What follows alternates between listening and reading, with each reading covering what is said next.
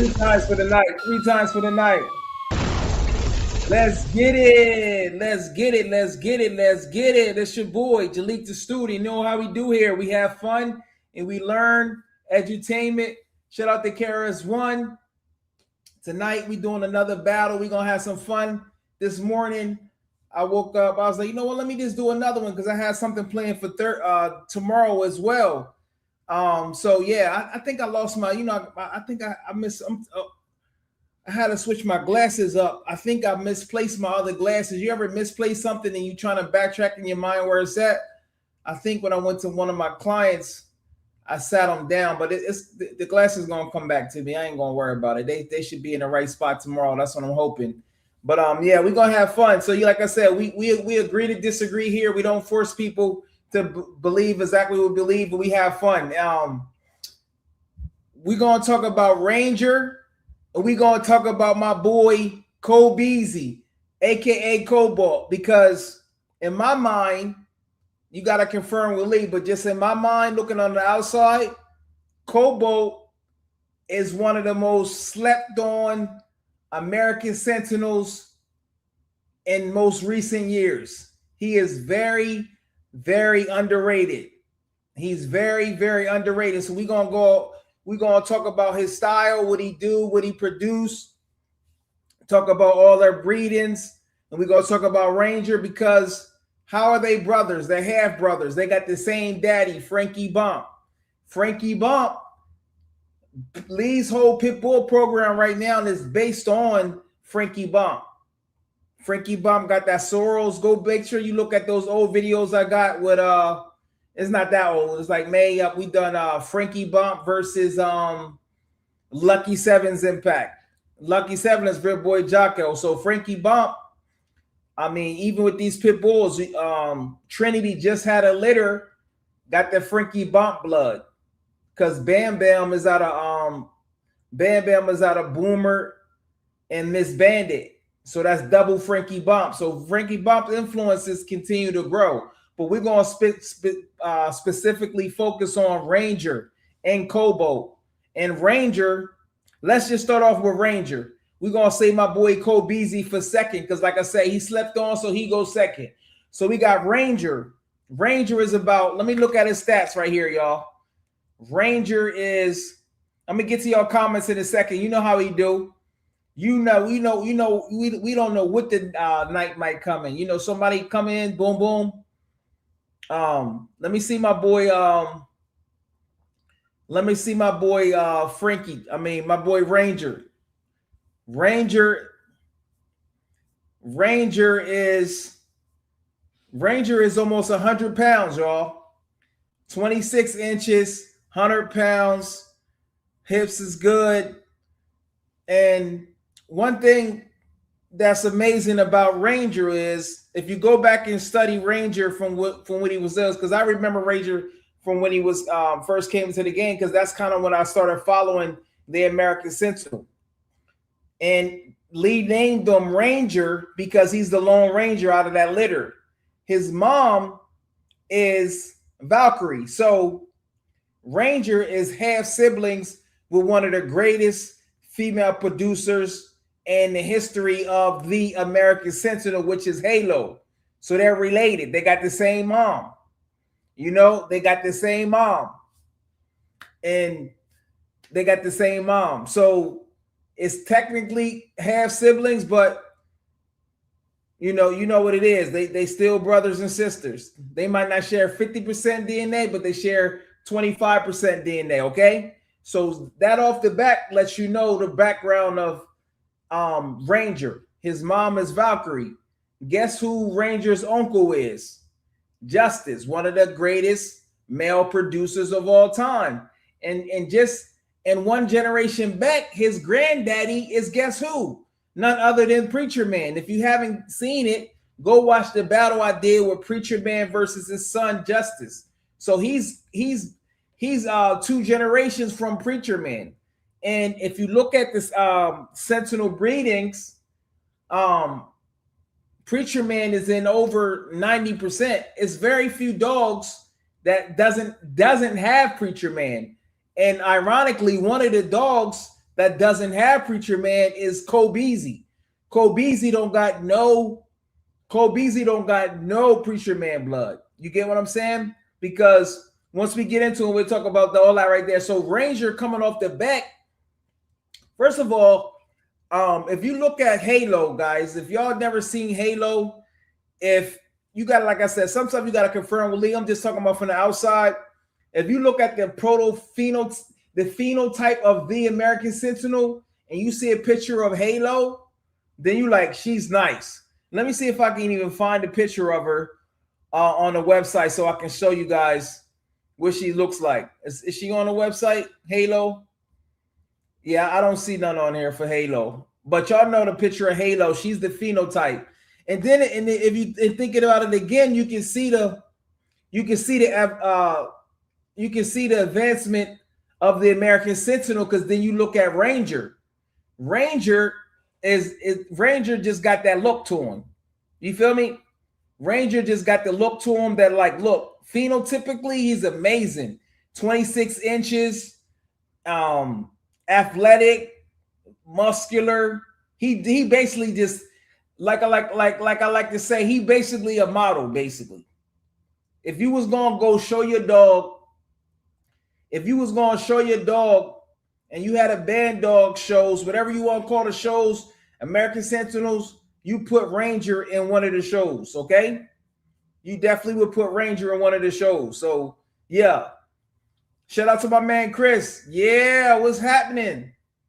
Yeah, ripped up. Yeah, Kobeezy. Well, this picture right here, Kobeezy, sometimes when they alter the picture a little bit. Kobeezy does. If you look at Kobeezy's face, he looked like Ranger in the face, and he looked like Frankie Bomp. He just all black. So, yeah, Ranger got that look, though. Yeah. Ranger do got more of that American Sentinel. Yeah. Yeah. It's about that like Ranger. Yeah, we about to get into it. We're going to have fun, man. I appreciate y'all staying out. Y'all could have been doing anything else. So, Ranger, let me check out Ranger. Ranger. Let me check them out right here. Well, it's two pictures on here. Let me check this out right here so we can see Ranger. Let's see. We got Ranger right there. See that right there? You got Ranger right there. So 26 inches, 96 pounds. That's an amazing. That like I said, that's the prototypical. If you wanted to play God on every breeding, I'm sure you would want your American Sentinel to look like that. You get what I'm saying? Athletic, that's just perfect right there. Lean, strong, powerful. That's a nice look like there. So looking at the history of Rangers was born, as you can see, he was born April 11th, 2021. Okay, so Ranger is an Aries. He's representing the fire sign. So he's an Aries if you into the zodiac. So Ranger was the only survivor of Valkyrie, right? So not only was he the only survivor of Valkyrie, that was of course her retirement breeding, right? He was the only survivor. If you had to think about it, imagine some other Rangers are running around here in the female form. That would have been crazy. That would have been crazy right there. But things happen for a reason. He's the only survivor, and he's creating females, like you know, from his first breeding with Elsa, because we're going to get into the breedings. His first breeding with Elsa was 3 years ago.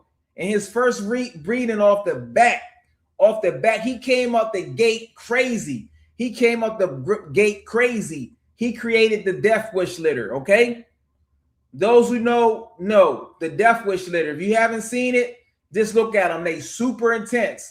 And I'm going to go into my profile. Let me see. I'm going to go into my profile real quick. Let me sign into YouTube real fast. And the Death Wish litter, and shout out to Vengasa, FightDrive.net. he has one of those brindles. He has one of those brindles. So we're gonna look at that right there. So we just gonna start right on to it. We're gonna go right into one of his sons, Bengasa. Bengasa. Let's see. Let me see if I can. I put the video up. Let me see. Jaguar, quiet. Quiet. Here we go.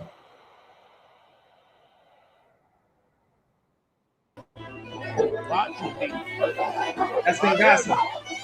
Yeah.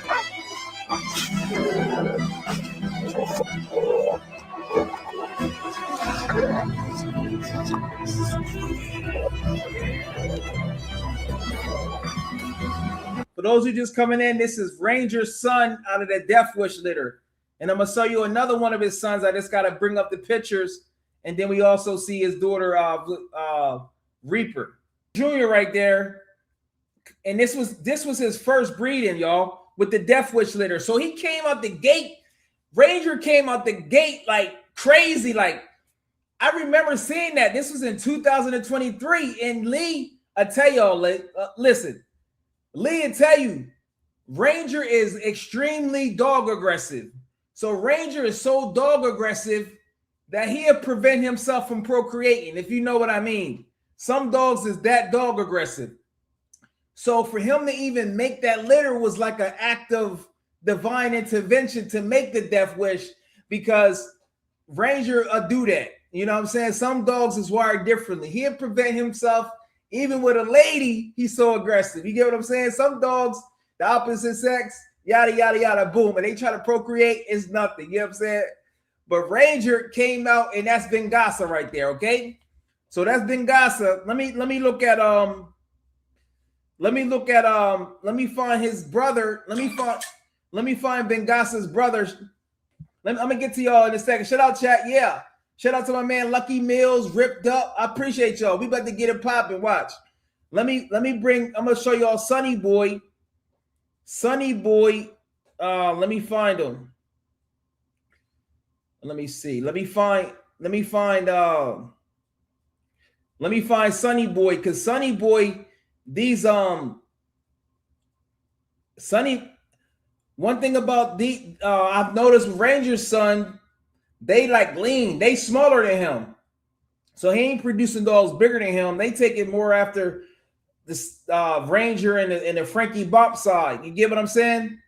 Because they not coming out real big, because his mom, you know, is the master side, you know. So his Valkyrie is just his full sibling. So let me see something. Let me find it so y'all can see. No, that's not it. I gotta find it on my own. Make sure y'all smash that thumbs up. We're gonna have some fun, y'all. I'm just getting on. I'm just signing in. Let me find it on my I usually be having. It's because Sunny Boy got a real unique look to him. Because he was little. Okay, here we go. Here we go. Let me find this. Let me see. Funny, look, Sunny Boy, like I say, they be like lean, like they be creating some they be serious, man. These dogs right here be real serious. Let me show you. And I'm also gonna show you because we on his first breeding that he ever done. This was Ranger and Elsa, but we're gonna get to his second breeding, which was to Onyx. Okay, which was the Onyx. So let me bring this up real here. I just showed you Bengasa, and now let me see.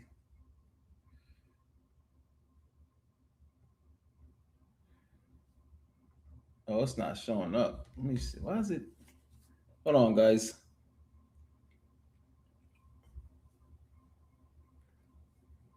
I don't know why it's doing that. I wanted to show you Bengasa because I wanted to show you Sunny Boy because Sonny Boy is looking nice. Let me show y'all.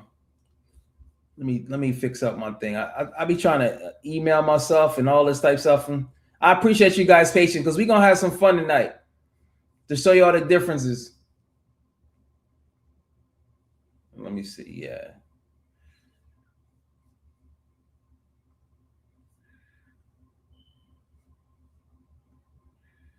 Let me see. It's not showing up. I'm gonna send it again.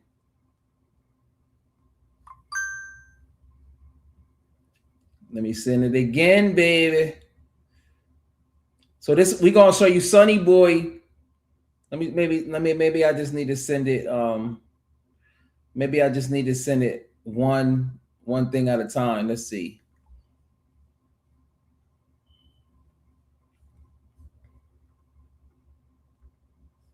What's going on? It's having trouble. Okay, here we go. So this one showed up. So this is gonna be let me see.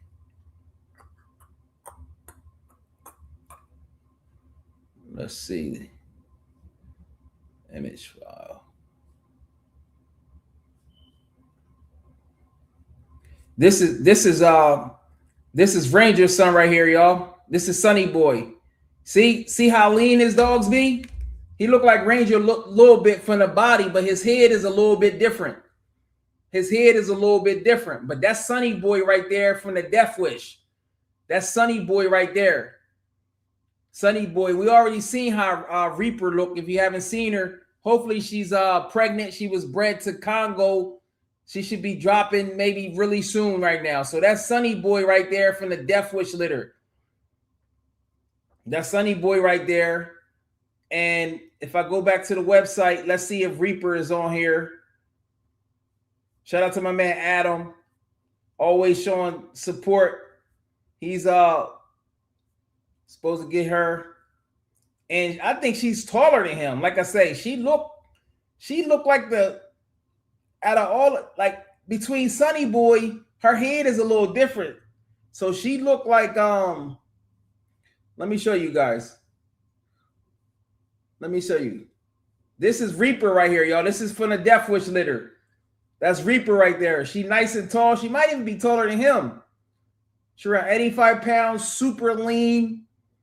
You know what I mean? So that's from the Ranger and Elsa litter, okay? That's from the Ranger and the Elsa litter right there. That's Reaper. Now his second breeding, Ranger's second breeding was Onyx. Ranger and Onyx. So this happened, I think it was born at the beginning of 2024. So yeah, they already 2 years old because the Death Wish is going on 3 years old. I believe they was born in September 2023. So his next breeding was with Onyx. They was born, like I said, at the beginning of 2024 or maybe the end of 2023, December sometime. So that was Onyx. So he was bred to Onyx. And then let me look at my notes, y'all. Ranger was bred to Onyx, and third he was bred to Rosebud. Now I don't know anybody with those pups. I haven't seen none of those pups. Rosebud, for those who don't know, Rosebud is Boomer's mom. Boomer and Frankie Bomp. You see where we're going? Frankie Bomp and Rosebud created Boomer. Frankie Bump's son Ranger to Rosebud maybe created a female or male version of Boomer in the Sentinel world. So I don't know, whoever got those pups, make sure you send me an email. I would love to know about those pups, Ranger and Rosebud. And thirdly, he just has some pup, and his fourth breeding, he just has some pups. I think they only got one available. They was born in May. They should be ready to go home. Shout out to my man John. He reached out to me, told me to do the pedigree breakdown, and that's with Makita. And then also he was recently bred to Nova. So this is basically his fourth. If Nova goes through, this would be his fourth breeding of Sentinels. Rosebud was a straight pit bull. Okay, so that's Ranger right there. Let me see if I can bring up the picture of Rangers, yeah, for some reason it don't be showing up any longer. It be just gone. And what I also wanted to for those who all the pedigree nerds out there, Rangers pedigree is this. Ranger is 68.75% American Pit Bull Terrier. Okay. Ranger is also 15.625% Neo Mastiff, 12.5% English Mastiff, and Tosa Inu at 3.125%. That's Ranger. He's basically the same. If you ever want to know the pedigree breakdown of Ranger, it's the same as Halo because they both are got the same mom and they both come from straight pit bulls. Ranger come from Frankie, and my Halo come from my homie Little Rascal. Okay, so let me show you now. Let me show you his his daughter off of Onyx. This is Frankie. I mean, this is Ranger's daughter off of Onyx. I think I think her name is Mariana Cervantes or something like that. She's the owner of him. So this is his daughter off of this is his daughter. Let me show you her. Let me show you her. This is his daughter right here. This is Ranger's daughter right here. That's his daughter right there. You see how they keep them nice and lean? You know what I mean? So do you think she looked like they had Silver? You think she looked like Reaper? Does she look like Reaper? A little bit. I think Reaper looked like she bigger. For sure. Reaper definitely looked like she bigger. But let me send another one over so y'all can see it. Reaper definitely looked like she bigger. So that's I don't know the dog's name, but that's Ranger's daughter right there. Let me see if I can get another one for you guys. We're gonna get into my man Cole Beasley. Make sure y'all smash the thumbs up. Make sure y'all go to the website bringbackharddogs.com if you'd like to ever support, and because we got to bring the dog back, the hard dogs back. And as a guy that loves dogs, I do my best to bring the hard dogs back with just not just my actions, but with interviews, information, whatever it is, because it's very important. You know, dogs is important to, dogs is very important. Very, very, very important. And I'm gonna show you another picture of her. Oh no, here we go. Okay, so there she go. Yeah, so that's her right there. This is her right here. Again, she got a serious look to her. Probably because she got that onyx blood with her. That onyx blood is that gold blood. Look at her. She looks like she looked like she a little bit bigger right there. Look at her. That's Ranger daughter right there with Onyx. I seen her working. She looked like she was good too. Jaguar, quiet. So that's that right there. So Ranger, like I said, Ranger in last night, if you haven't watched the video about our dogs being misdiagnosed, I woke up this morning and I was like, you know what? I forgot to even bring up Ranger because Ranger, hold on. Jaguar, quiet. I was like, I forgot to bring up Ranger because Ranger was a perfect example of somebody saying that your dog is not able to do protection because, like Lee said, he had extreme dog aggression, but he didn't really have he didn't have any civilness towards humans. And for a while, it was like, what's going on? But then one day out of the blue, he just woke up. I was like, wow, look at Ranger. I was like, wow. So shout out to Aiden. I think Aiden was working with him, and then boom, one day all of a sudden he's progressing. So that's a perfect example of sticking with your dog right there. Because most people, the way he just wasn't going after no humans at all. So that's a perfect example. Make sure you watch that if you haven't seen it already. That's Ranger right there. Now, like I said, he's the prototypical look of American Sentinel. If you wanted all your dogs to have that look, as far as like the height, the size, 96 pounds is amazing. You get what I'm saying? 96 pounds. Let me look up my notes on Ranger. Yeah, so that's his percentages. Now let's talk about Cobalt, aka Kobeezy. Kobeezy, listen, guys, let me show you Kobeezy, because in my opinion, he's very, very underrated. And just like he's like 1 year older. He was born in 2000, so he about 6 years old right now, I believe, right? So Kobeezy is, anytime you bring in a straight pit bull to an American Sentinel, that's going to be a form of outcross. But one thing that makes this also unique with Kobeezy is he's like a double outcross, because he's coming from, his mom is from a whole nother line outside of Lee Robinson, which is Midgard Masters, Pele. He comes from the Midgard Masters, Pele. If you watch my video with the Louisville Don, Jarrett, I talked about Pele in a sense, because Pele is in his dog's Griselda. He got a dog named Griselda. If you haven't seen it, check it out. And she's from the Midgard Masters, and she's a monster. So they basically, if they both got Pele in it, I'm thinking that they cousins. So Kobeezy, and I also got the breakdown of the pedigree of Cobalt, because even though he doesn't have no Sentinel in it, I still got the breakdown. So here we go right here. So Kobeezy, Mr. Slept On, Kobeezy is 51.75% American Pit Bull Terrier, guys. 51.75.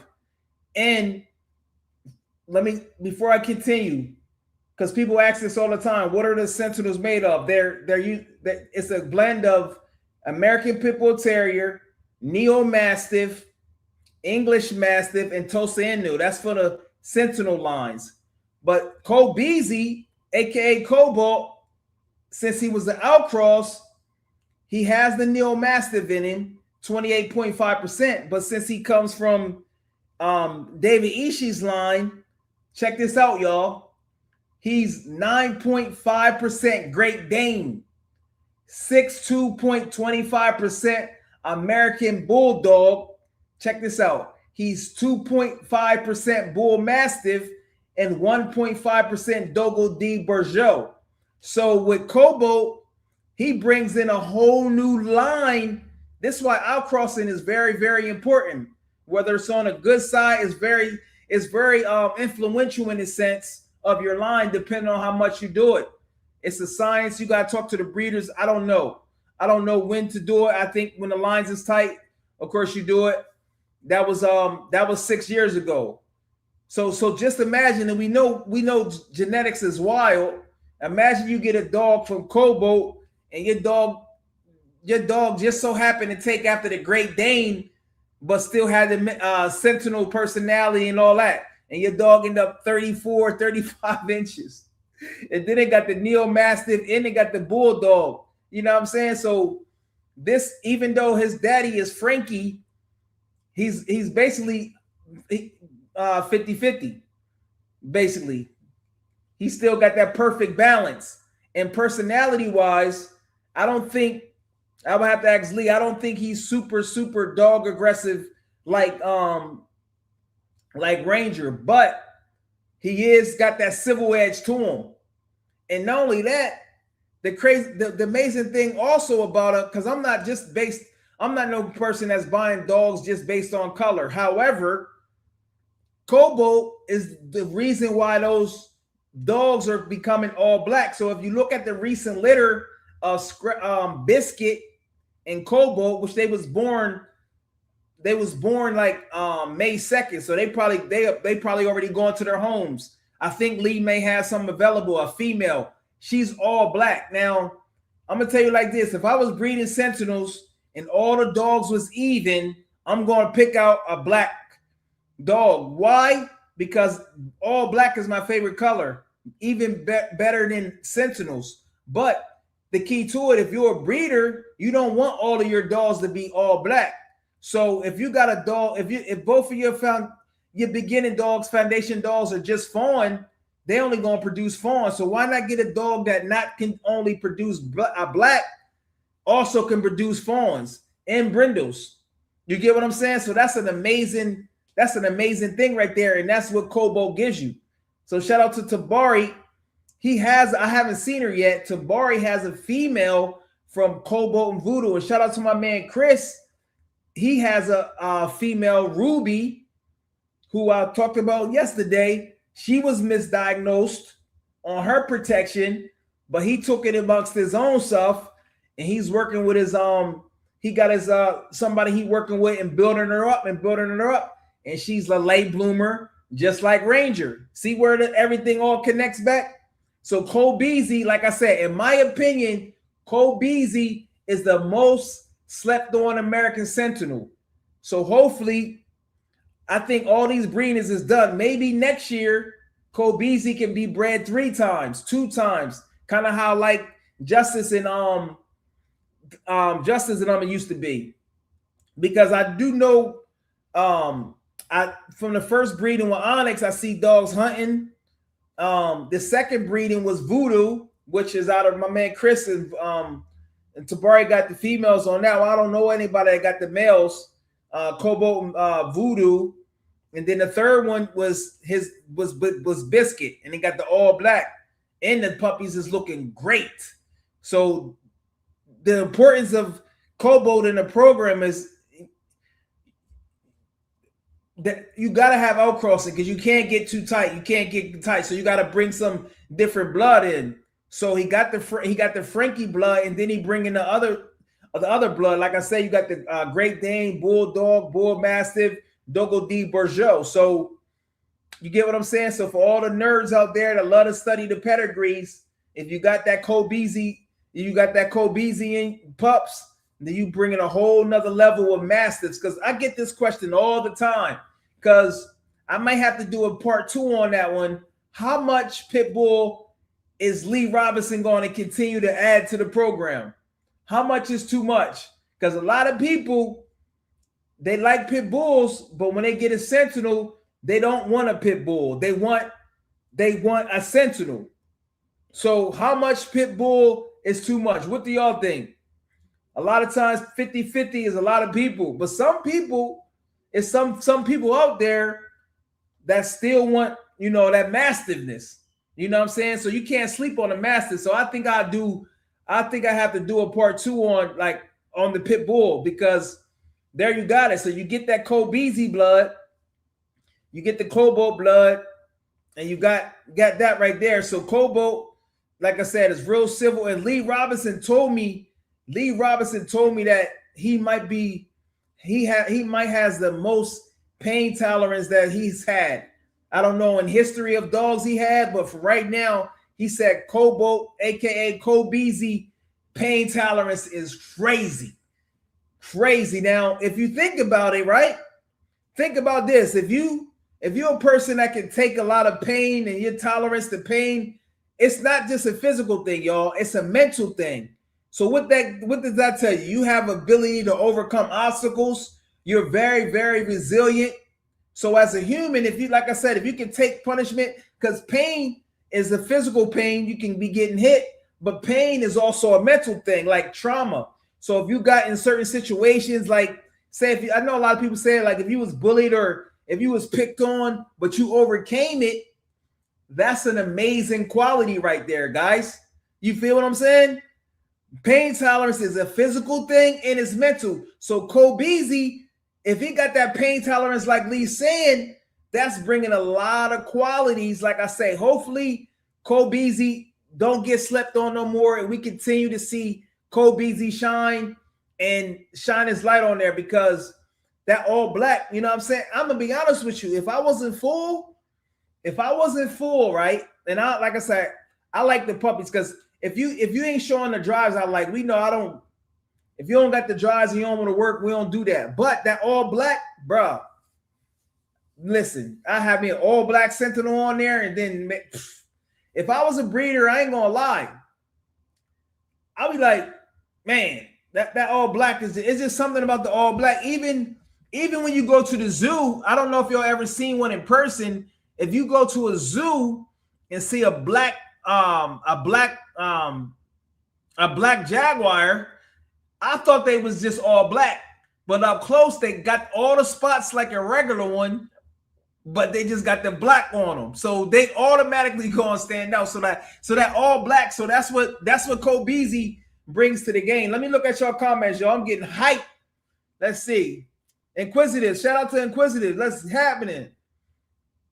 Yeah, they did bring some nice pups. Rock solid. Shout out to my man Frankie Blanco. Make sure y'all go look at the video I did with Frankie Blanco right there. My man, he's cool. He representing Long Island. He doing his thing. He got a bull herder breeding out there. Like I say, this channel was about connecting people, okay? We gonna bring the hard dogs back. We gonna show support to each other. We gonna agree to disagree. We not forcing nobody to like us. We not forcing nobody to believe us, but we will support each other. So if you into that, if you want a bull herder, make sure you reach out to my man Frankie Blanco right there. Yeah. So shout out to my man Aaron. Shout out to Aaron. Yeah. So like I said, let's get back to Kobeezy. Kobeezy, like I say, let me bring Kobeezy up, man. People be sleeping on my boy Kobeezy too, man. I'm telling y'all. Y'all be sleeping on Kobeezy. Kobeezy. Look, Kobeezy. Okay, so Kobeezy is his face look like Frankie though. Y'all see it? His face look like Frankie. So he like an inch shorter, but he like 6 pounds lighter. But to me, he looked like he weigh more than Ranger, don't he? He looked like he weighed more than Ranger. And while we at it, why not just go ahead and look at his video? All right, so this is Cobalt. Keaton's gonna do a little work with him, put a little heat on him. Cobalt. Cobalt. He looked like Frankie, y'all.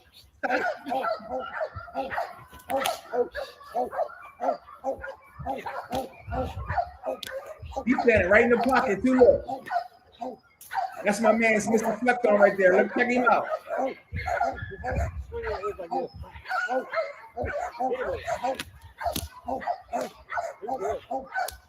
Yeah. A lot of commitment has to do with the dog just being a tough dog. He has very high pain tolerance.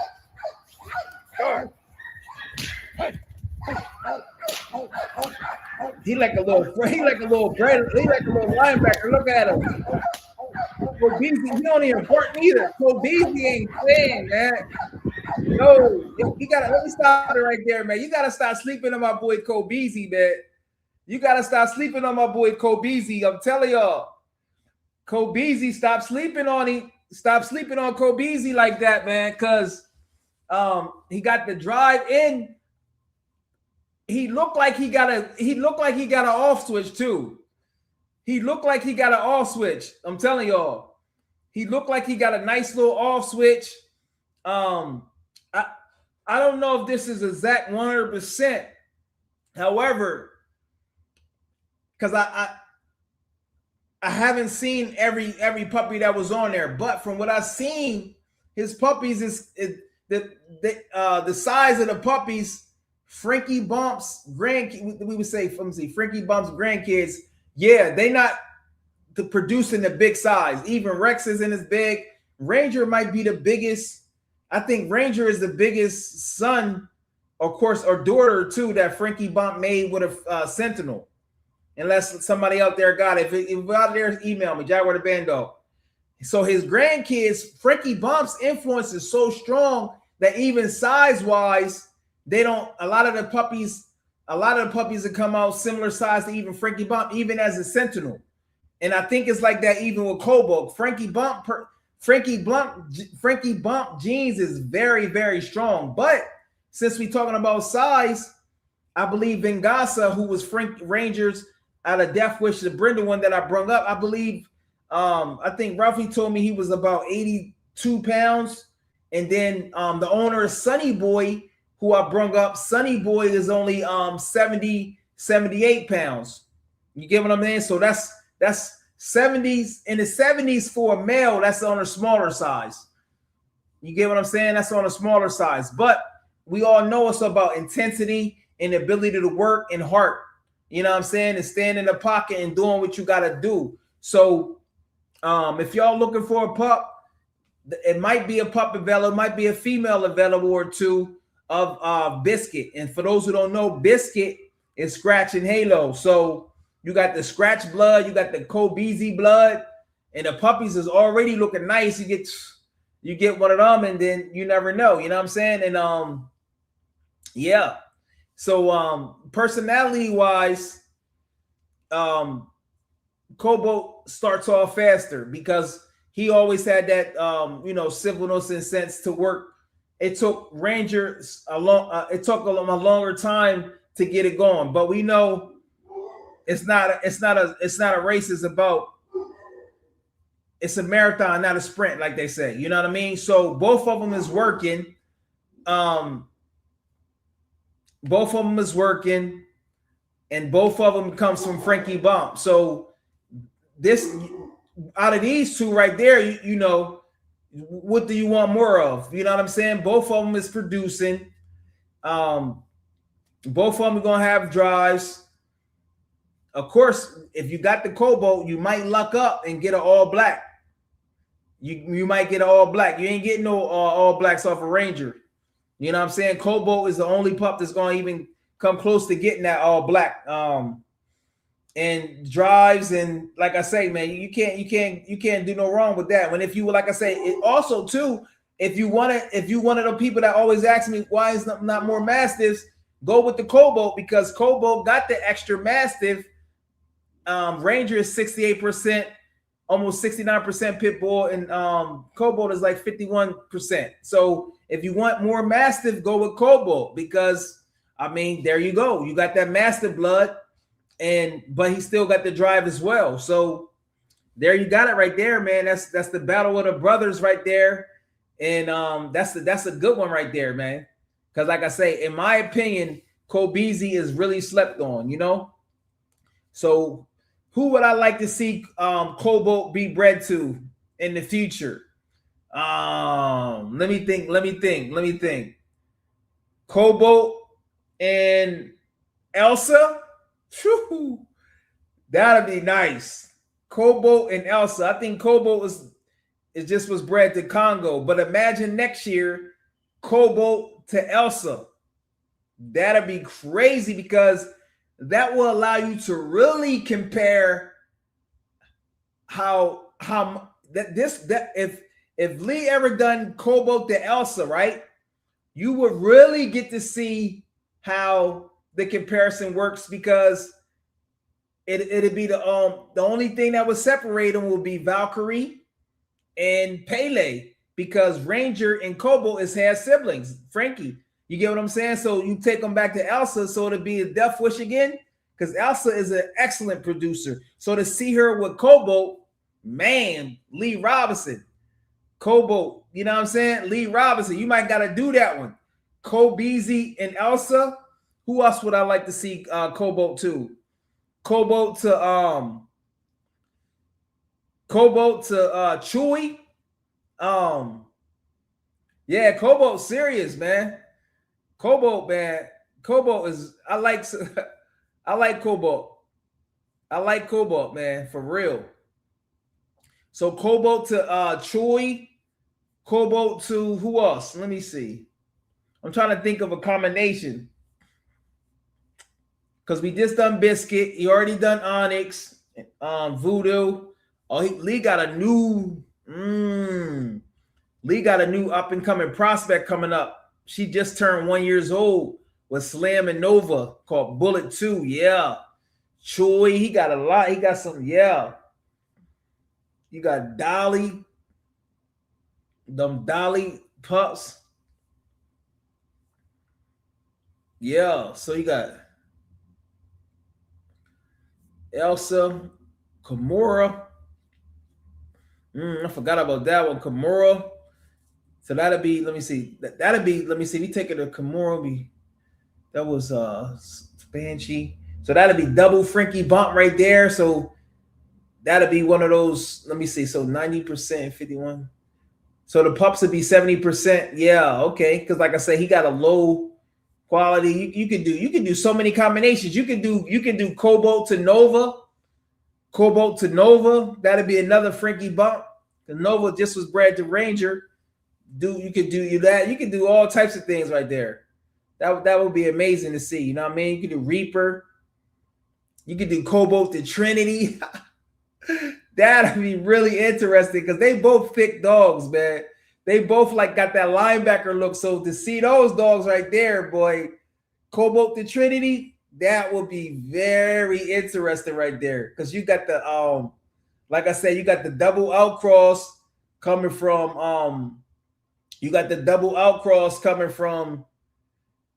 Frankie and Pele, which got the Dogo Di Bergeau, Great Day, and all that stuff I was saying. Then you got the outcross coming from Lucky, and then you just got Patches.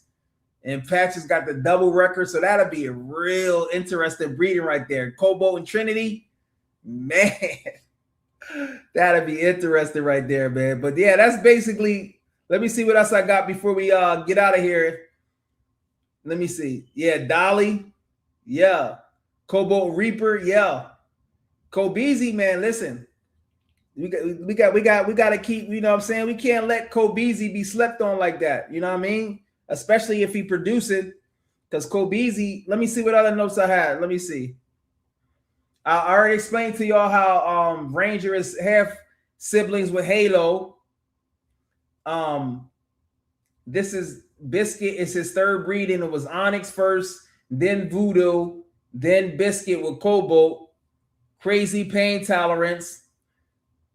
He got that resilience. You know, he looked like he loves the work. And if you notice, he didn't bark a lot. In fact, I have to look at more of the video to see if he even was even barking again. You know what I mean? And hopefully anybody that watched this video, if you happen to got a puppy, make sure you send me an email, because I always like to see people get their puppies and develop and see. I love to see people, you know what I'm saying, get their puppies and they develop and do what they got to do. You know what I mean? And you could always ask me questions. Like I said, I ain't no expert, but I can give you like maybe some basic information because I got 3 Sentinels. So, and then I also like to get the information so I can collect the data. You know what I'm saying? Data is very important because I'm not like super analytical, but you do need data. But the problem with the analytics is when it's too much, when everything is just like too technical. Like I talked about that yesterday. Analytics is cool, but when it gets too much, it's just too much. Like it's just too much. You gotta balance it out. But you do need data because with data you can see patterns, and that's how you see your strengths and that's how you see your weaknesses within your breedings, by having that data and having a relationship. So I can imagine if I was a breeder, I would make it my goal to be in contact with the clients and getting updates and true updates to see how their personalities was. Because say if you had a litter, your goal is to do protection, right? But say if you had a litter and all of the dogs that was in that litter, all of them was super friendly, like Ranger in a sense, how he was at the beginning.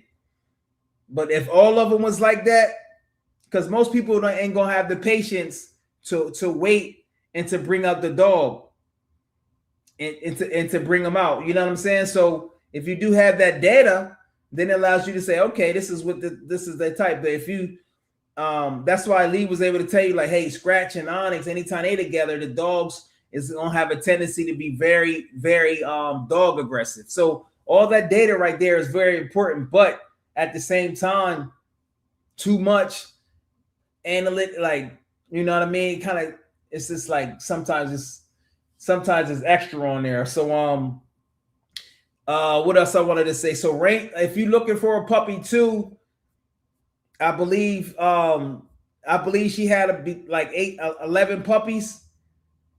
I believe she had 11 puppies, Trinity with Bam Bam. That's another outcross. Like I said, anytime you bring a straight pit bull into a Sentinel, that's going to be an outcross. And Trinity herself was kind of like an outcross because she comes straight from Lucky 7 to Patches. So that's why the pit bull percentages be so high, because Trinity herself, and Trinity looked like she almost 90 pounds, which is Slam's litter mate and Maggie's litter mate. She like almost 90 pounds. So the website looked like it's down. I was trying to go to Lee's website. So yeah, so Trinity and Bam Bam, 11 puppies. I think it was 3 boys and 8 females. So if you already got a Sentinel and you trying to, if you don't want the lines to be too tight, you want to break up some of the lines and bring that pit bull back, you'll have a 90% American Sentinel with 90%. And like I said, we talking about analytics, 90%, but your dog can be 90% pit bull, right? But out of the 90% pit bull, if you take the whole percentage of what they pulled from the pit bull, they could have took just strictly phenotype, and the rest of everything could be like a mastiff in a sense, as far as attitude, not friendly, none of that. Because shout out to Aaron, his dog Ninja is not friendly like that. And it's 90% pit bull coming from Slam and Banshee. Banshee is Frankie and Komodo. Komodo also, that got 2 times Lucky 7, because Slam is Lucky 7 in Patches. Banshee's grandfather is Lucky 7. So you see how that goes? So you never know exactly. That's why we say we deal with the percentages, and it's fun to talk about, but there's always it's always a gray area where it's not going to add up, where you're going to say, well, my dog is, because you could technically get a dog that's 90% pit bull, but the dog might have the drives. The dog might have the drives of a straight mastiff, where it's just not, that could happen as well. Or you can get a dog where the pit bull percentage is 30%, but the drives of the dog is like, you could be 70% mastiff, but the dog drives be so crazy, you think you had a Malinois or something. So those percentages, like I said, it's fun to talk about, but that's not the end all be all. Let me get to your comments right here, man. Live your life. What's happening? No, Lee, what's happening? Why are you always coming late? I'm thinking you starting to come in late on purpose. What's up, Lee? Sir. Hey, Lee, if you got some time, can you come in here and talk about Hey, Lee, if you got some time, come in here and talk about my man Kobeezy, and why do you think Kobeezy is slept on? Join the chat, Lee, if you can come here for a few minutes and see why my man Cobalt is slept on and what type of his personality is. You know what I mean? Oh, you got to fix 84 pounds? Yeah, she look bigger than that. The website, I noticed this website this last few days, sometimes it be going down. I thought you was doing some work on it. Yeah, welcome back, man. Welcome back. Appreciate you. What other, now since we almost coming to a conclusion on Ranger versus Cobalt, what other, because this would be my 4th battle. So we got Ranger and Cobalt right now. I've done Halo versus Onyx, the battle of the bad bitches. I've done Father versus Son, Justice and Preacher Man. And I've done Battle of the Brothers, Scratch and Bumper. And that was a fun one as well. You know what I'm saying? Because, you know what I mean? I think Bumper is low-key underrated too, though. Bumper is low-key underrated as well. You know what I mean? We got Bumper is located. Lee was underrated as well. You know? What's up? It was good. Can you hear me okay? Yeah, I can hear you. How you been, man? Doing good, doing good. We got a slight to pick with you. I'm starting to see the pattern. Why is Cobalt slept on? Why you be sleeping on? What's up with that? Like when you go, why you be sleeping on my man Kobeezy? He got your favorite dog. What's up with that? Yeah, well, I don't use him a lot because I think he's only about 80 to 85 pounds. And at that size, that would be fine if he was running, 70% pit, but he's only about 53% pit. So with only 53% pit, I would like for him to be bigger than that. So generally reserve him for the bigger females. That makes sense. Okay. Because the first one was Onyx. Okay, so that makes sense. Yeah. Second one, well, that was Ryan doing with He'll Voodoo. be a good match to Trinity, though. Definitely. That's what I was thinking. Yeah. Trinity, yeah, and that'll be an outcross. Lee, And then, can you and explain? Okay, go ahead. And I got a question for you. well, I like the breeding with Biscuit a lot. And then also we have a dog named Leela Jean that's a young girl off of Scratch and Onyx.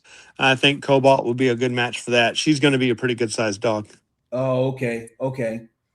Can you for the beginners that don't really know about breeding too much? Can you explain the science behind outcrossing and the benefits and the pros and cons of it? Sure. And when do you do it? All right. Well, outcrossing is going to cause a greater amount of diversity. But so in that aspect, it's generally speaking wise to avoid it. But sometimes you need to bring in a trait that you may be missing in the gene pool that you're looking for. Or maybe you've bred the line so tight that the litter size starts to decline from too much excessive inbreeding.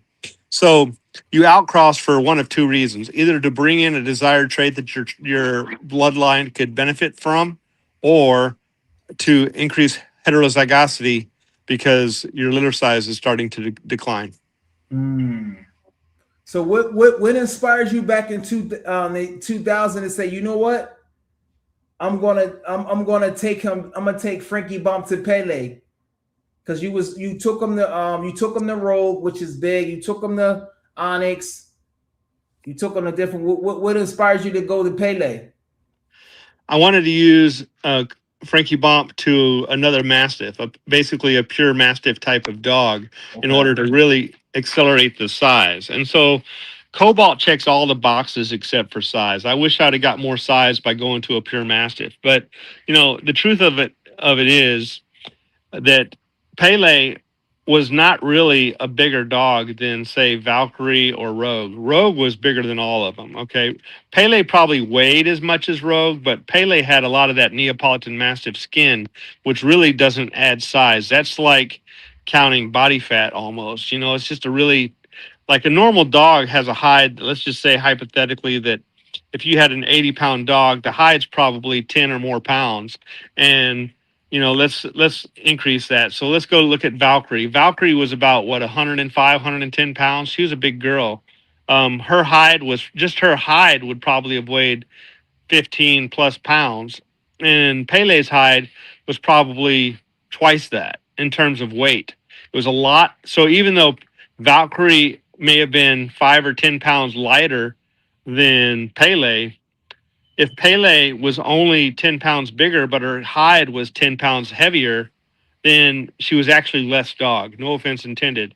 But the reason why I say she's less dog is because if you remove the hide off of a 110-pound dog, that's a 10-pound hide off 110 pounds, you got a 100-pound dog. If you have another dog that's 120 pounds, but their hide is 20 pounds, you remove it, you got a 100-pound dog. Well, which dog do you think is going to do more? The 100-pound dog that's carrying 10 plus pounds of hide, or the 100-pound dog that's carrying 20 pounds of hide? The hide is weight that doesn't add anything to performance except for resistance to damage.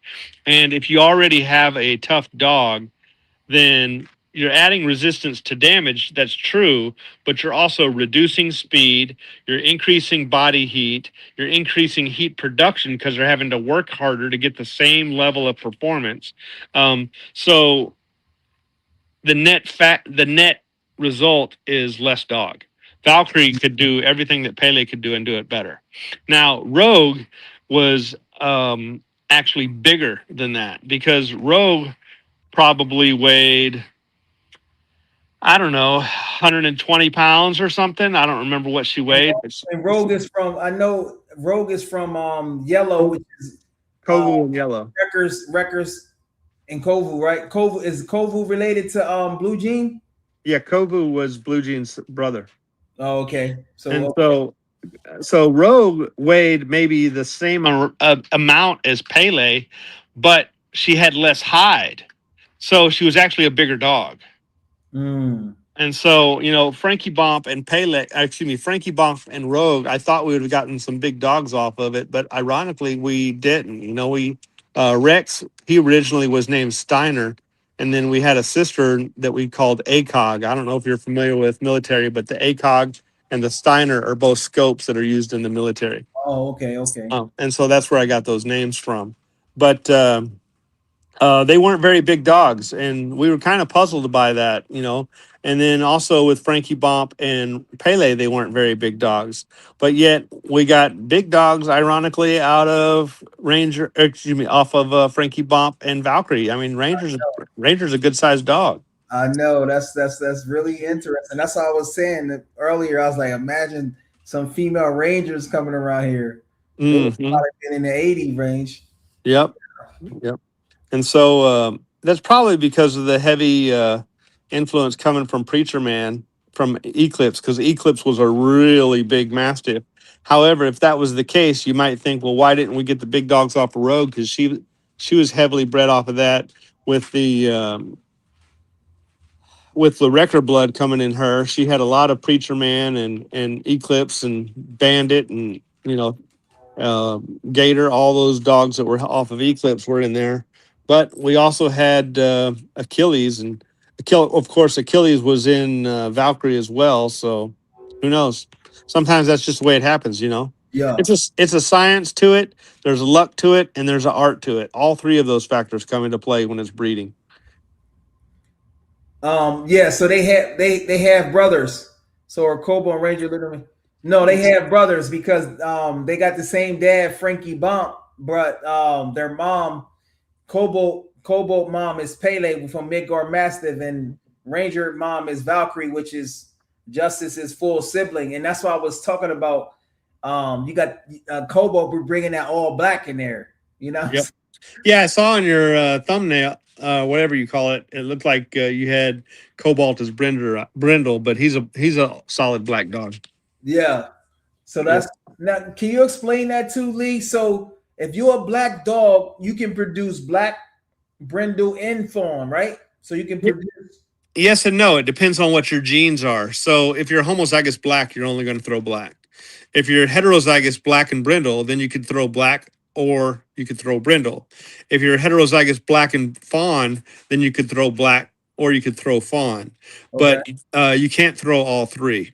You're only going to carry two of the genes. It's either going to be black and brindle, or black and fawn. Oh, okay. So that. Okay. But, So but hold on. I need to clarify one more thing with that. Now, Yeah. let's say you have a black and fawn dog and you breed it with a brindle. Well, if you breed a black and fawn dog, a dog like that carries black and fawn, if he throws the fawn gene, but then the bitch that you bred it to throws brindle, then you'll get a brindle pup because brindle dominates fawn. Yeah, I was gonna say that because the dog that I seen from Cobalt and Onyx was brindle. His name was like Yeah. Rocky. Yeah, that was his first breed, and he was brindle. Yeah. And then the Cobalt and Voodoo, Tabari got a all black female, and then my man Chris got a fawn. He got a fawn from Cobalt and Voodoo. Yeah. So that brindle gene is not actually coming from Cobalt. That's going to be coming from Onyx because she's a brindle. Okay. Yeah. And she's okay. Yep. So if you take them to Cobalt's going to carry black and fawn or black and red because Cobalt's mother with Pele, I guess she was a black. I mean, I thought she was a brindle, but it's been so many years ago. Yeah, she was really dark, but I thought she was a black brindle. But I guess she's a solid black. yeah, Because all you know, black. yeah, I mean, Cobalt is black, and not only is Cobalt, there's always a chance that you have a black dog that really is a really black brindle. And what I mean by that is, what brindle is a fawn dog with black stripes, and you can have a dog with a lot of painting on the fence or a little painting on the fence. So let's say you have a fawn fence, and then somebody comes along and does some black stripes. Mhm. Well, if even though I'm painting stripes, if I keep painting those stripes long enough, the whole fence looks black, even though it's striped. And so you can have a black brindle that looks like a black. If you go back 20 25 years ago or 24 years ago, we had a dog named Diesel. Do you remember Diesel? Nah, I All don't right. remember Diesel. Yeah, All right. So Diesel was, and also Shark Boy. Do you remember Shark Boy? nah, I don't remember Shark Boy. Yeah. Okay. Diesel and Shark Boy both look like solid blue dogs, and blue is a diluted black. And so, even though blue is a diluted black, technically speaking, even though they looked solid blue, they really weren't. Because if you looked at the back of the stifle area, right below, like on the back of the, if you're looking at the rear of the dog, you know how sometimes on the, I don't think I can flip my camera, so let me show you here with Chewy. Right here on Yeah. the back, did you see what I was talking about? Yeah. Shark Boy and Diesel, they both had the tiniest amount of fawn right there, even Mm. though they were blue dogs everywhere else. You had to like really go through them with a fine tooth comb to see if there was any fawn anywhere because they looked like they were solid black dogs. But when they had pups, their pups were brindle, and that tells you that those are actually, well, they did not have any black dogs. All the dogs were brindle or fawn or brindle and red or brindle and a blue brindle. Like you've seen Jazz, and you've seen Yeah. Even uh, that new dog, Keaton Temple has Smoke. yeah, Smoke and Blue Jean. Those are all blue brindles, Okay, because Smoke which was is a crazy. Yeah. yep. So Lee, Yep. so do you still have that female? What's going on with that? Because those are all. Did Biscuit have any fawn puppies? She Or had she? one. No, she had a couple of fawn puppies, but she laid Oh, on laid oh, on them and so stuff. it's fawn and black. Okay, Yeah, it was fawn and black. Okay.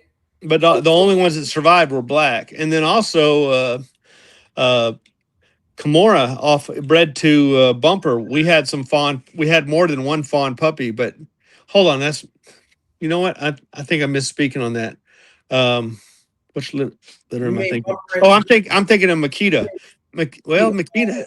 No, that's not I right. think you mean Bumper and Kimura. I think you mentioned something about it. No, I know what I'm thinking of. I'm thinking of when I bred Boomer and Onyx. I only had one brindle, but we had a bunch of brindles that Onyx laid on.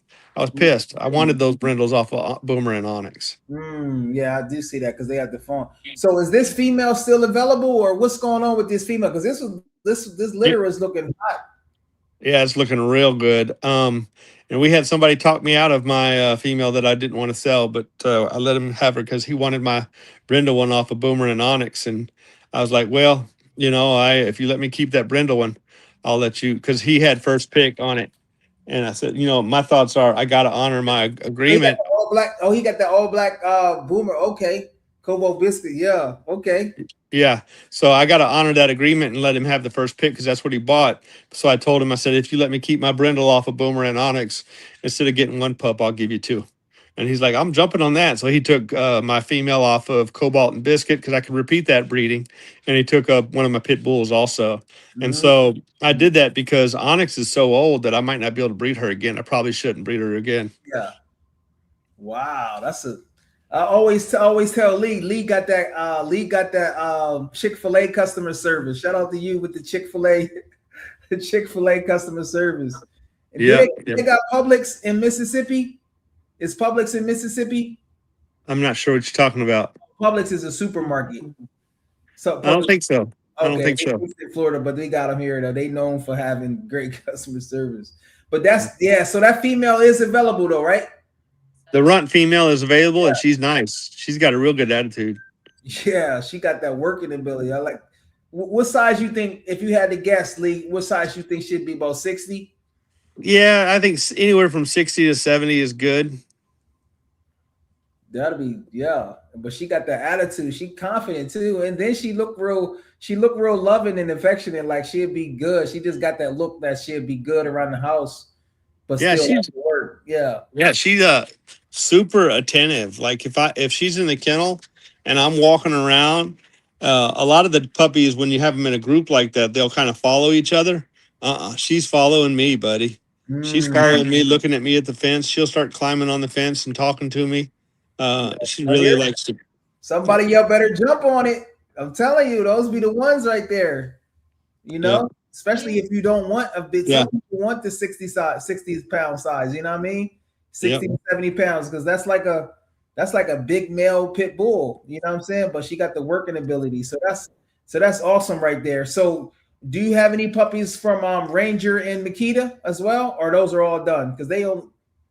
I think I've got a female because the guy that bought the female, I think he's looking for a thicker built dog. Although that dog is putting some weight on her, I need to reach out to him, Doug.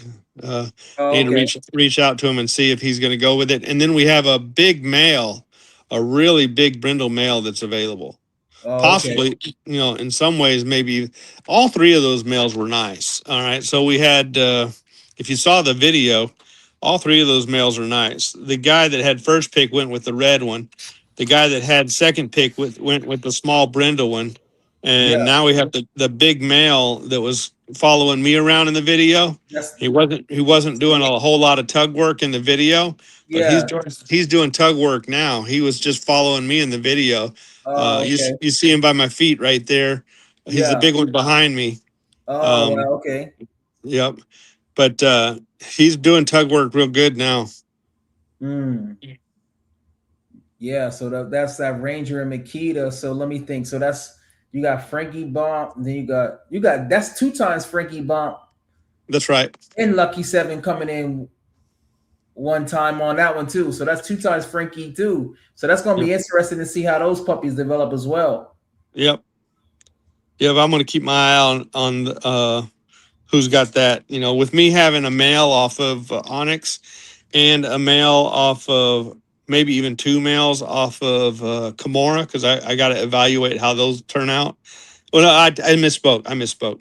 1 male off of Kimura, 2 males off of Onyx. Since Onyx is retired, I'm going to go ahead and keep 2 males off of Onyx, and I'm giving Ryan at Deep South Sentinels another male off of Onyx. So the males off of Onyx, they're staying in house. Oh, okay. And the Onyx breeding he's referring to, guys, is Boomer. I mean, Boomer. Yeah, Boomer. Boomer, I took them off the website because the female's going to a client that's becoming a good friend up in Canada, and then the 3 males, I'm going to keep 2 of them, and Ryan's going to get 1 of them. Okay. Not even selling any of those. We're going to keep that in house because Onyx is a good producer, but she's 10 years old now, so I can't breed her anymore. So they got a question for you, Lee. Would Cobalt and Reaper be too tight? No. That'd be a father-daughter breeding, so it's definitely going to be tight. Not Cobalt and Reaper. Oh, I'm thinking Ranger Reaper. Okay, yeah, Cobalt Reaper. That'd be fine. That'd be uncle and niece, right? Yeah, that'd be fine. That'd be fine. That'd be real fine. Yeah, and it'd be double Frankie Bump. Yeah. Yep. I was thinking Ranger and Reaper for some reason. Yeah. So Cobalt Reaper, and then because Reaper bigger? I always thought Cobalt looked bigger than when I always thought he was around 90-some pounds, because usually when the dogs is all black, they look smaller. But for some reason he looked bigger for that. Well, he's got great proportions, and he's pretty thick. He's a solid, tough dog. I need to put him on a scale. He may be fooling me, but he's not over 85. I know that. There's no way. There's no way he's over 85. He's definitely not bigger than his brother Ranger. Yeah, he's not bigger than Ranger, and he's probably not any bigger than Trinity. Trinity's taller and longer, but Cobalt's thicker. Yeah. Said Reaper, she do look tall. I seen her. She is tall. Yeah. You look tall. Yeah. So if you had to do the American Sentinel Olympics, right? And you was going to do some bike work scenarios similar to maybe like PSA or whatever, K9 Sports, Ranger versus Cobalt. Who's coming out with that title? And the non-bias, who's coming out with that title, Lee? For athleticism alone? Overall, yeah, this Olympics, American Sentinel Olympics. I gotta say Ranger is going to be more athletic because he's going to be a little bit heavier, but he's leaner. He's got a real tight abdomen. He doesn't have as much. His skin is probably a little thinner. So when you have a thinner hide, a little bit more height, but still good proportions, a tight abdomen, small waist, so to speak. You're going to, generally speaking, improve your agility. But, the only way to know is to performance test them and see. Also, too, if a person, they had pets before and they was getting into working dogs and this was their first dog, who do you think would be easier for them to manage based on their totality of their personality, Ranger or Cobalt? Definitely Cobalt would be easier to manage. Ranger is got a pretty high degree of dog aggression. Cobalt has some dog aggression too, but Ranger is not dog aggressive necessarily from a distance, but when something gets close, he's very dog aggressive. Cobalt is going to be dog aggressive if you touch me, Okay. don't touch me kind of dog. If it's a male. Now, if it's a female, Cobalt's going to get along with it. Ranger's dog aggressive to male or female. It doesn't matter. So He's kind of difficult to breed. He's really difficult to breed. yeah, so that's what I was kind of explaining. So does a lot of your puppies come up like that, where that would be considered extreme dog aggressive, right? Yeah, I think it's because he was the sole survivor of a litter and he didn't have socialization with other dogs. Like he didn't have litter mates to play with. Right. Because that's why he's called Ranger, the Lone Ranger. He was the only survivor of the litter. Right. So you say Cobalt, that makes sense. Okay. Cobalt had socialization. He got to play with his sister Ebony. He got to play with, believe it or not, Cobalt grew up, if I remember correctly, with the Ranger Elsa litter. No, he grew up with Elsa, the Elsa litter. It was the Justice Halo. Yeah, I won't be surprised. Yeah, because that was around 2000. Yeah. Yeah, that was the Elsa litter. Because I remember that Elsa bit Ebony in the tongue. Oh, she did? Yeah. Oh, wow. Yeah, it was pretty bad. Wow. It was either Ebony or an Ebony puppy. It was either Ebony or one of Hops's sisters.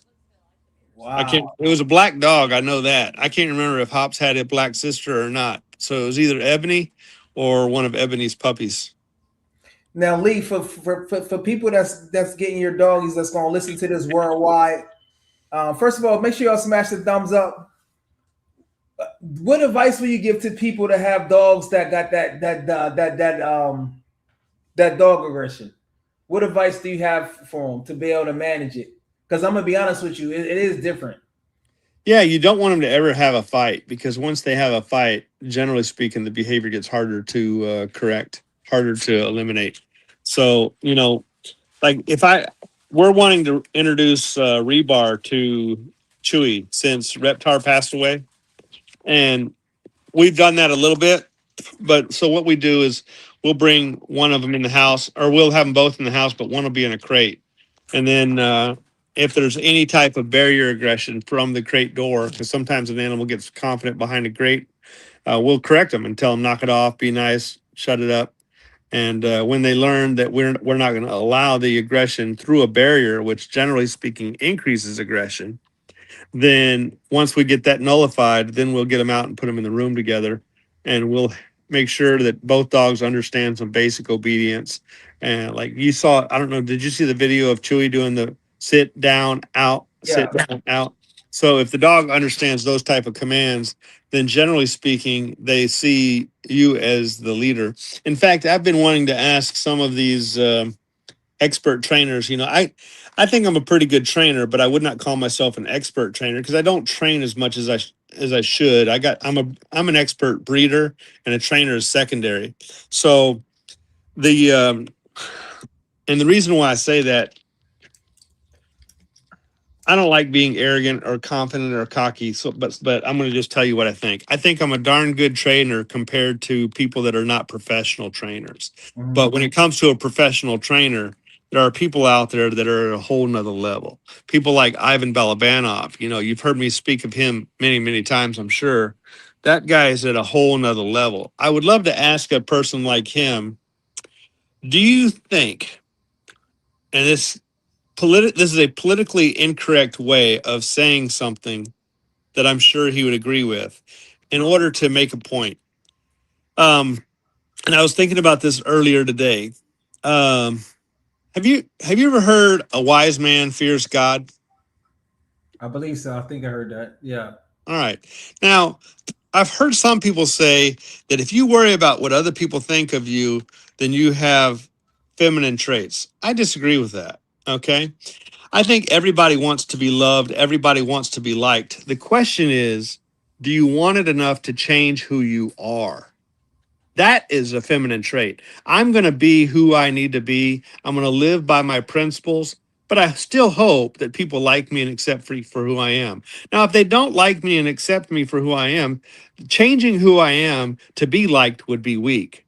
But wanting to be liked for who I am is not weak, in my opinion. And the reason why I say that is because God Himself wants to be loved by us. But He's not going to change who he is to be liked. He's going to be who he is, and he hopes that you love him, right? Mhm. So I think that is not a feminine trait. I think that that is a normal trait to seek. What's the word that I'm looking for? When you comrades, companionship, company. What? Oh, I thought you. Companionship. I guess you could say companionship.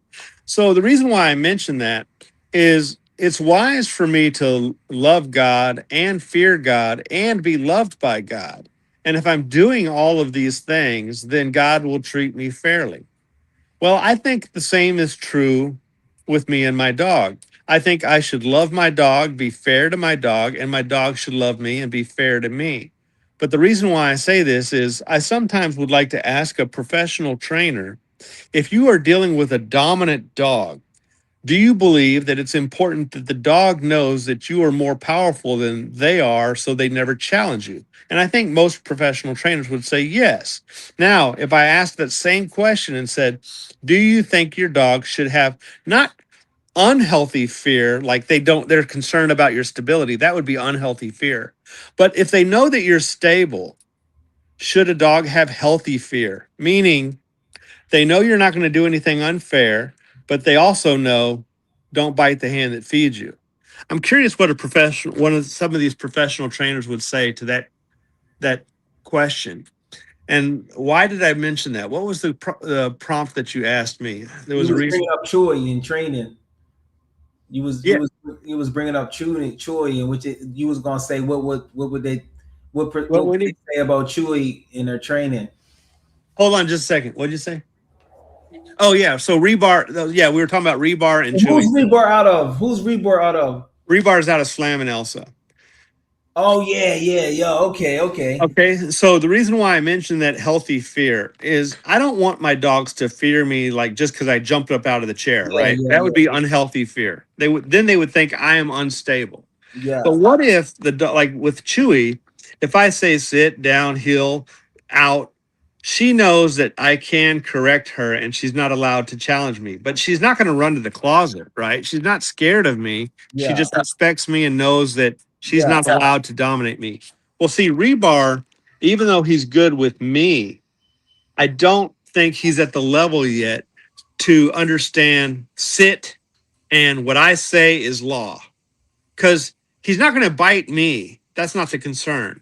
But if I say sit or no, and he's getting into a fight with Chewy, he's not going to listen to me either. So I need to still do the obedience with Rebar to get him at the level where he has a healthy respect for when I say sit, it means sit whether you want to or not. So So that way I use obedience, in other words, to make sure that dogs get along with each other, and I only allow them to play under the umbrella of daddy's allowing us to do this. And if daddy says stop, we have to yeah. stop. And then slowly over time, they learn the boundaries of what is acceptable and what is not Okay. acceptable. I'm glad you brought that up because I got Sentinels and I stopped letting them play in the house. But even outside, you do gotta. I let them play like because I believe that them playing is building up their skills, their hunting skills or whatever. But you do gotta have some control over it because Right. certain times it depends. It can get out of hand, and they'll Yeah. go on for they'll go on for 30 minutes. They be small. Yeah. And they have to learn to trust each other, see, because Yeah, at yeah, first they're kind of playing to measure each other up. exactly. But once they get to know each other, eventually they get to a point like Reptar and Chewy where you can just let them play all day and it doesn't matter because they know each other.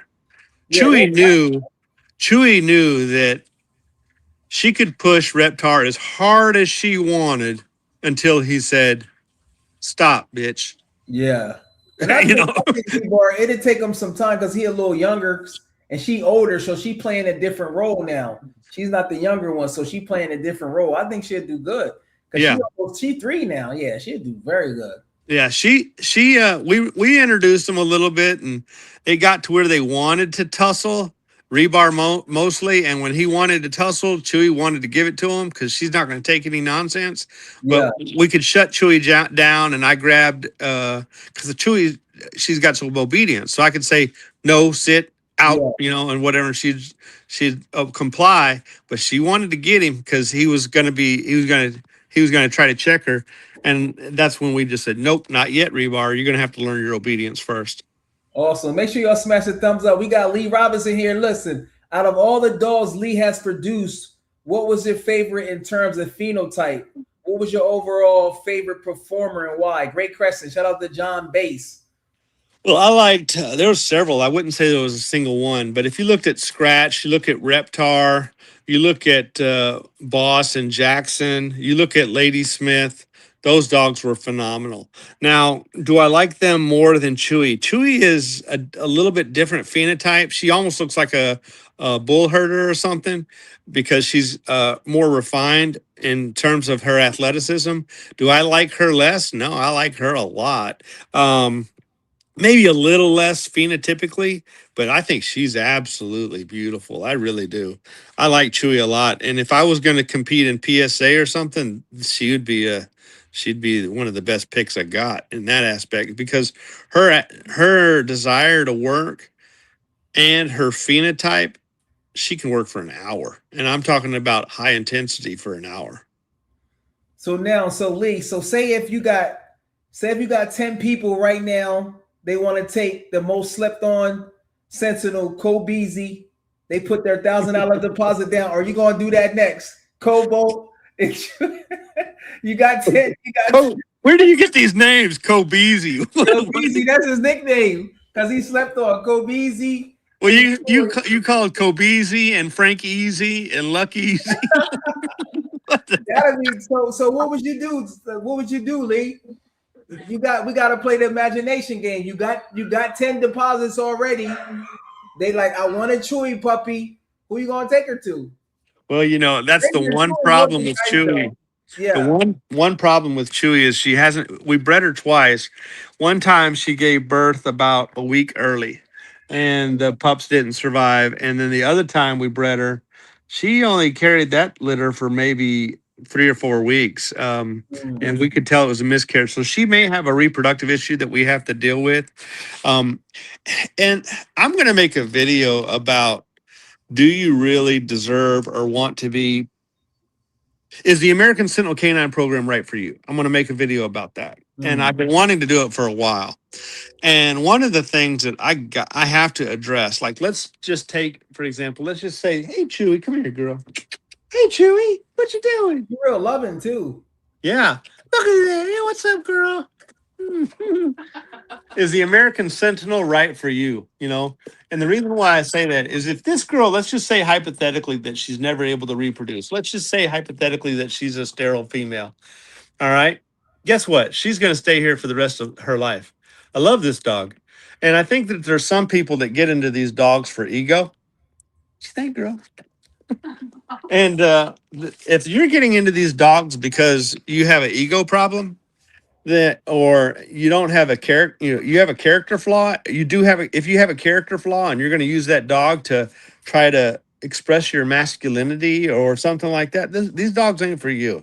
These dogs, the American Sentinel is supposed to be for high character people. If I've got Now, don't get me wrong. We'll cull dogs from the program, put them in a pet home or something like that if it doesn't work out for some of these dogs. But when it comes to my family companion dogs, these are my family companion dogs.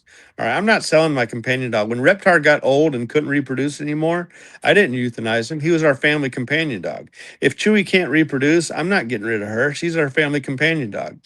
I think some of these people um, that get into dogs, I have to ask them, do you even love dogs? Because if you don't love dogs, then these dogs are affectionate, man. They want to be part of the family. They really are. Even our kennel dogs that I don't get to spend all that time with. If I walk in the kennel, you can see in the yard tours, all these dogs love me, man. They love me. And we can place a dog with a loving home. There's nothing wrong with that. But I'm not sure why I brought that up. Maybe just because it's on my mind. I see some of these people in the dog world that it's like the dog is a status symbol. And I think that it's important to have a macho, athletic, highly capable, all right, it's not macho in the sense of ego, but macho in the sense of ability. I think the dog should have a very strong, determined, dominant will expression. But at the same time, if I have a dog like Chewy and maybe she's lacking some of that masculinity and phenotype, so what?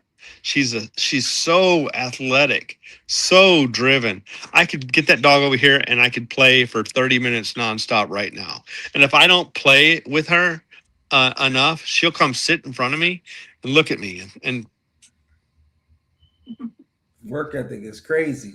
I mean, she'll interact with me like, "Come on, Daddy, I want to play. Come on." You ever Yeah. seen that movie Jurassic Park, the first one? No, I ain't seen it. Well, in that first movie, not in the beginning, but the first movie, there's a scene where a guy steals the DNA and he's leaving and he slides down a waterfall, and this dinosaur walks up in front of him. It spits in his face and sticks out these fins on the side and whatnot. But before it does that, it looks at the man and tilts his head and goes, "Ee, ee, ee." Well, Chewie does that, and it's just like she's communicating with me that she wants to play, and it's cool. When you were speaking of, he said, does other members of the Wolfpack have a healthy fear of the alpha male? Yeah, some of them do, but Yeah, and by healthy fear, I don't mean the dogs are scared of me at I all. would just say respect. Yeah. Now, if your dog don't respect you, that's not cool at all. They're gonna run over top of you. Right. That's the difference between healthy fear and unhealthy fear. Yeah, Is a healthy spirit fear is respect. They don't just respect your as authority, they also respect your power. So they know this is not somebody to mess with, but it is somebody I can trust. So they're not unhealthy. The unhealthy fear is they can't trust you. right. If you're unstable as a human being, Yeah. then these dogs are not for you. And I think some people are a bit unstable. I think some people lack the training ethic, too much e-collar at too young of age, stuff like that. They suppress their dog's abilities. Love the animal first. If it's not the right dog for you, find a suitable home for it. Don't just neglect the dog just because you put it in a kennel and don't care what happens to it or something. Don't dump it on the side of the road and take off, that kind of stuff. So back to that one. I like my dogs to think that they can even like beat me in the challenges, because you work your dog a little bit, like when you're doing like the tug in the games. I think it's good for the dog to really believe that they can beat you, and I think that carries over to because imagine if you work your dog and you never let them win. Right. That your dog won't event, no matter how driven they are. They go, something ain't right. You gotta win sometimes. Sure. You still make it challenging and you build up. It's like a psychological game in a sense. Right. If I ever out a dog on an item, I don't out it when I'm pulling them around. I let them pull me around, and then I kind of freeze it and I out it when it's motionless. Makes sense. I don't want to pull it and snatch it and say, "Ow!" Yeah. Then I'm like being a jerk, saying it's mine. I don't want to do that. That's a good point. Congrats on your new car. He said he was looking at the Ranger and Trinity. Yeah, we're going to do a video a little bit about the car. Even though I did a little bit of video, I'm going to go into it more not because of material reasons, but because AI is coming, man. And I don't know what you know about Toyota Lexus, but the 1UZ FE, the 2UZ FE, and the 3UZ FE, those are some of the most reliable vehicle engines ever made, and they predate a lot of the high computer cards that we have today. There's no way that I would buy a car after 2019, and I think some of the best cars, really, in terms of computer technology, are prior to 2015. And so I wanted a super reliable car of all of the gasoline models ever made. Yeah. My fault. I was saying, Service said he was going to get a puppy from Ranger and Trinity. He said that's the breeding he wanted. But he said, I said, oh, they almost happened. It didn't work out. He's like, yeah, things happened. And I had to get a new car. And I was telling him congrats on his new car because he wanted that Ranger and Trinity. But do you see that question right there? Do you see your dogs doing sports work in the future? Would you prefer they remain guardians, protections? Yeah, well, I've always wanted to do some sports. You know, back in 2006 or so, we did a K9 Pro Sports. We took first place in that. It was the only sport I've ever gone into.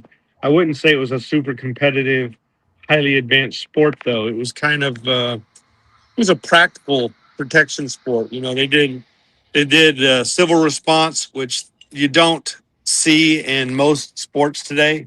A lot of sports today, you see fight, engage, and disengage, but you don't really see deterrent.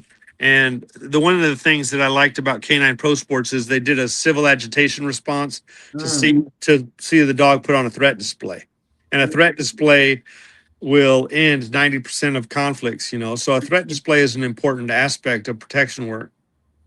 But I do plan on getting into sport. I'm disappointed in some ways because my life has not allowed me the luxuries of having the time required to compete in sport, but I do plan on doing that someday. I'm seeing that. Are you going to take Ranger to the show ring? Because he got the phenotype. You going to take him to the show ring? No, because he's old enough that you really need to start off with the dog. I mean, he's young enough that I could possibly do it, but that's not my plan. My plan is to take a pup and raise it up, imprint it solid. So by the time a dog is a year or 18 months old, it already knows the game. And then all you're doing is polishing the details to really get a true demo dog. So you don't think you'll take none of your maybe rebar? You don't think you'll take none of you won't go to none of those shows? I don't know. Rebar might be able to do it. I don't know yet. For those who don't know, Lee took his pit bulls a couple months ago, and tell him about that experience, Lee, when you went to. Tell him about your experience. Lee trying to hide information about his show qualities. Go ahead, Lee. Talk about that. When you took your pit bulls to the show ring. We took Jackknife and Pumpkin and Scarlet, and Pumpkin and Scarlet got third place, and Jackknife got first place. Right. So yeah. So how was that experience there? Like, how's the people? Because I went to one dog show. It was my first time ever. The people were so friendly. In fact, I volunteered. I was like calling their names up. I volunteered. This was like last year or sometime. It's really interesting. The people was real friendly, but it wasn't like a pit bull thing. It was just different dogs, and like it was no like pit bulls or nothing. So how was it? Well, hey, you asked my opinion. I'm not going to lie. Not everybody's going to like my opinion. I don't really like the idea of dog shows for the purpose of showing the dogs. I think dog shows are good to meet people, but the idea that you can look at a dog and determine who's the best dog is ludicrous. Yeah.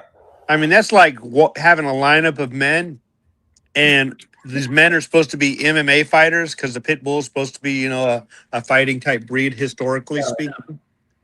You can't look at a person and figure out which one's got the gameness, which one's got the athleticism. Sometimes you got some dude that goes to the gym and looks the part. Somebody may be born that way and look the part, but then you have another one that's made like Rocky Balboa, where, you know, I want to be a nice guy, but you don't want to be a nice guy. So we're gonna do what we got to. Hey Lee, you gotta admit though, You gotta admit, Jackknife is a natural. You can't. Can you admit that? He got the look. He does have the look, yeah. He does. And he's hot. He's a firecracker, man.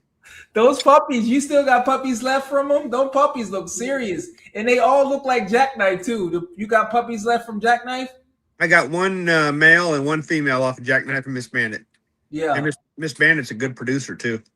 That's Bam. So those, yeah, that's going to be interesting to see. That'll give you a good comparison between Boomer and Jackknife to see how the difference is between Jackknife and Bandit and Boomer and Bandit, which you've done twice. Because that's how you got Bam Bam and Eric Lawton got Rasta. Yeah. He was breeding Rasta. So shout out to Eric Lawton Battlebred.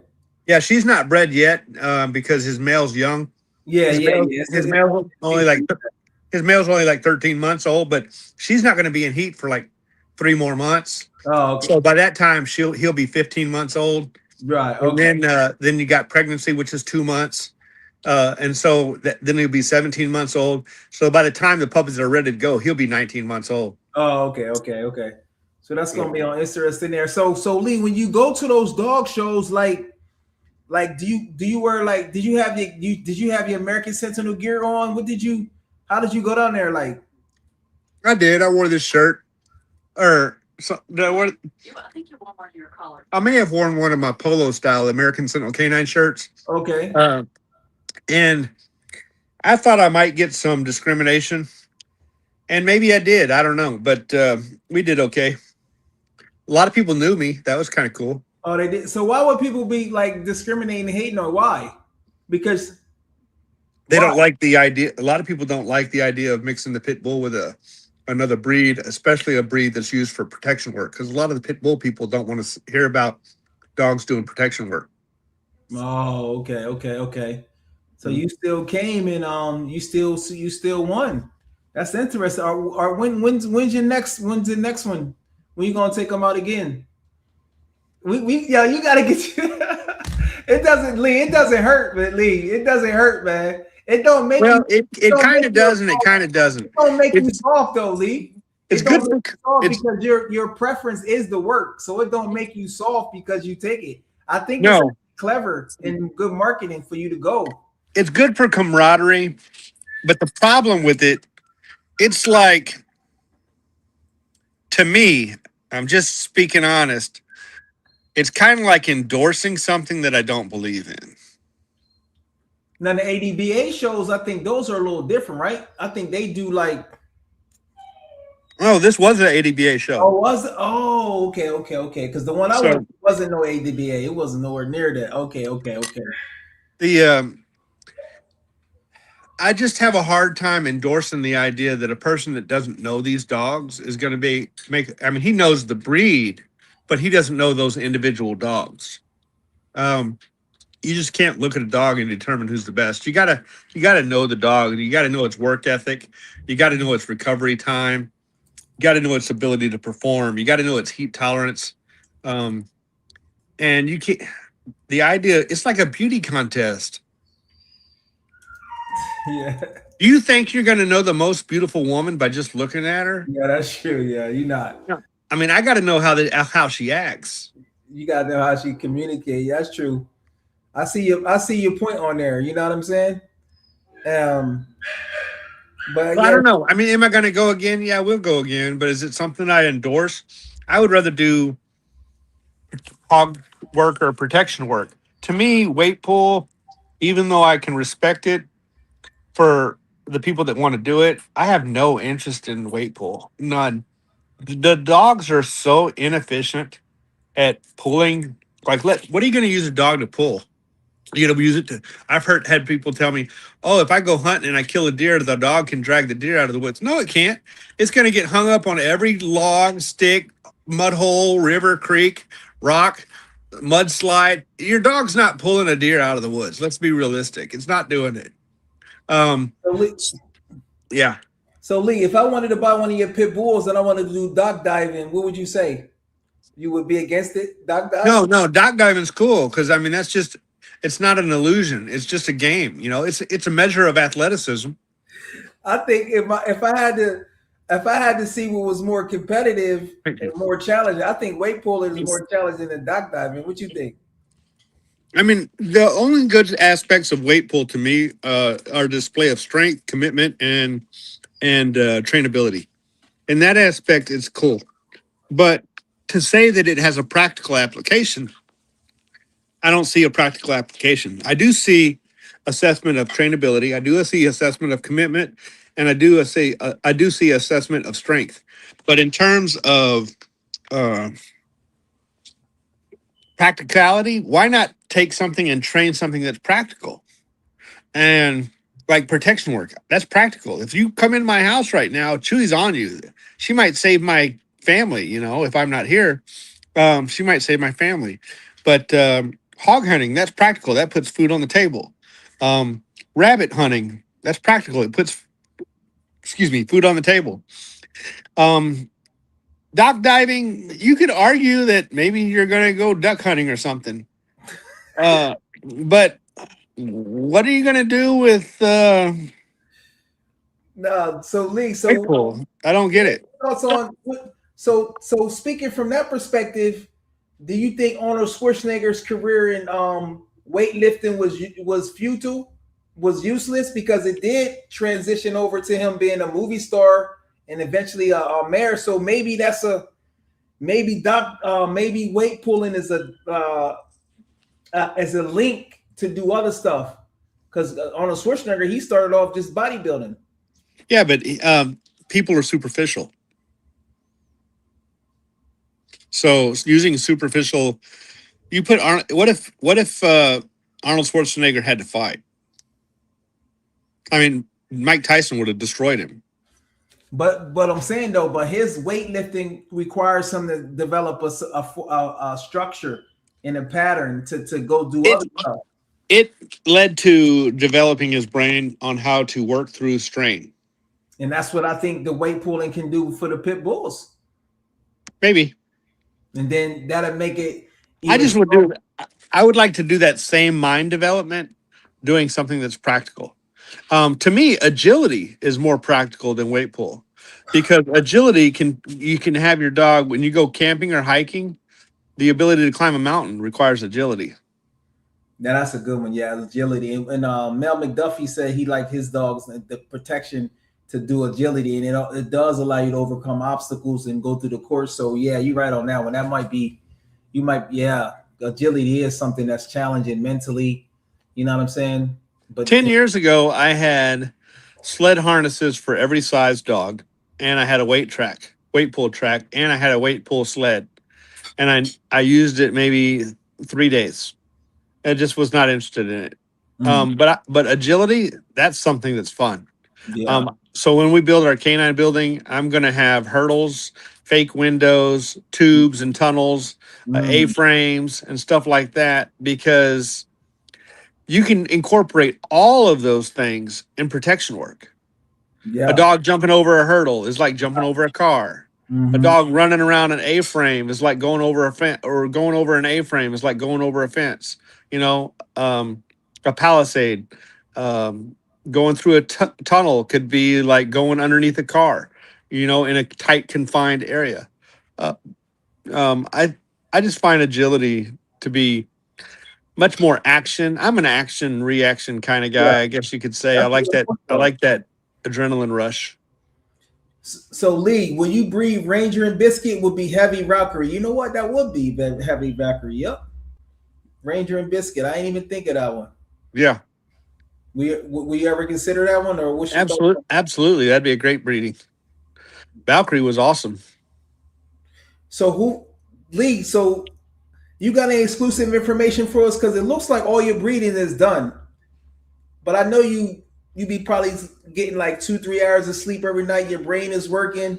I know you got some information to give us because all your breedings is done. I've done all the pedigree breakdowns. I know you got something for like what's going on because Well, I want to capitalize a little bit more on Dolly. I think Vlad has proven to be a really good producer, and he's gone. And the only two dogs that I have on my yard and access to are Chewy and Dolly, and both of those females are phenomenal. And I, Dolly has proven to be a good producer with Bumper. We're gonna probably do that breeding again. I didn't get to keep anything off of Bumper. Sometimes I sell some of my picks when people have earned my. Sometimes people buy the dog. Sometimes people earn my respect and get moved up to my spot. But or maybe I'm just full and at my limit, and I want to do more, and so I plan on keeping a dog. But then reality comes in and says, I got 30 dogs, man. Come on. Uh, so, but I want to get something off a Bumper. I need to reach out to a friend of mine that's got he's a client, but I call him a friend. He's a super nice guy. He's got that dog named Goose. Yeah, that's Voodoo's brother. Yeah. Yeah, so that dog's off of Vlad, and I need to check on that to see if we could possibly breed to him if he's as good as I think he might be. Um, That'll be interesting. Okay. yeah, I want to get some more Vlad blood going. Vlad was not the perfect dog, but he had a lot of traits that I liked. Scratch set the standard. Scratch was an apex animal that I believe his death was linked to his determination. He just worked himself to death on a very cold night. When he had a doghouse, he didn't want to go in it. He wanted to work. Mm. He said that's probably us. Yeah, I have to admit that diehard pit bull fans is the most passionate dog fans out of any breed. Would you agree with that, Lee? Yeah, I would say on average, the consistency of the American Pit Bull. Sorry, I was getting feedback there. No. The consistency of the American Pit Bull Terrier is phenomenal. And I had a guy ask me today, why are your Pit Bulls all priced the same, but your Sentinels go up in price as you go to a higher pick? And it's because of consistency. When you have a breed that's 200 years old, the litter is much more uniform. And so there's not a whole lot of difference between the best and the worst, because it's a very consistent breed. There's a slight difference maybe, but and if I see something that's weaker, we'll discount it or whatever. But on the American Sentinel, the average Sentinel is going to be able to do the average Sentinel is going to be able to do more than the average Pit Bull. But the thing is, there's still some Sentinels that are way below average, and then there's some Sentinels that are above average. And the above average Sentinels can outperform the pits. The thing is, they're not consistently above average because there's an average, right? So you're going to have some above, some below, because that's what makes the average. And so that's why the Sentinels vary in price.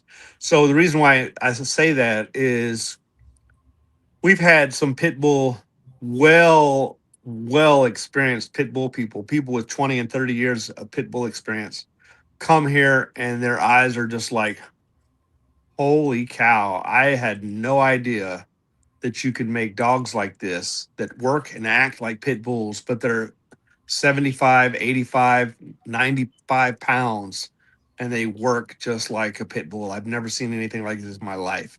Now, that doesn't happen all the time, but Scratch was a giant pit bull with protection work. That's what he was, and that to me is what the Sentinel is supposed to be, a giant pit bull that does protection work. You take dogs like Jackson and Scratch, you can't beat it.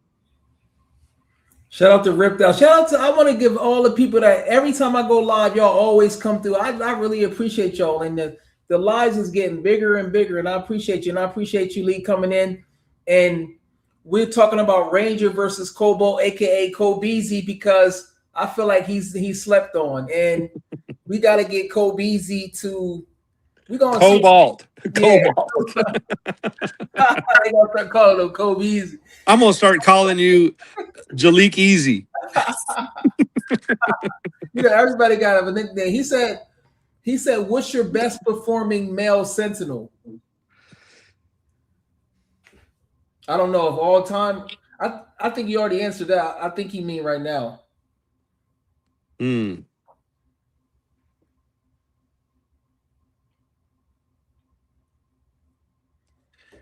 I don't know. And Bumper Ranger and Cobalt are all going to be right there. Oh, he's talking about right now. Yeah. So Bumper Ranger, yeah. Yeah. So that's those three right there. Yep. And then you got But that's going to change because, you know, we're going to be doing a lot more training with one of these up and coming young dogs. and then you got the facility coming too. Yeah, we're going to do that. I mean, I put it off because I've dealt with some personal conflicts of do I want to build the facility first or the house first, but we're going to go ahead and go with the facility first. So what's your if you had to pick the exact day in your imagination of when it was going to be manifested, what time frame do you want that thing manifested? I want it by the end of the year. I mean, we wanted it by the end of last year and it didn't even get started, so I was frustrated about that. I want it by the end of this year. So you got about 6 months to go? Yeah. We got to get the crew out here, and I got to get a track hoe in here again and knock out a couple more roots, not for the building or stumps, not for the building, but for the lean-to that's going to be behind it. Just get those stumps out of the way, and then move out spread the dirt thin, and then we're ready.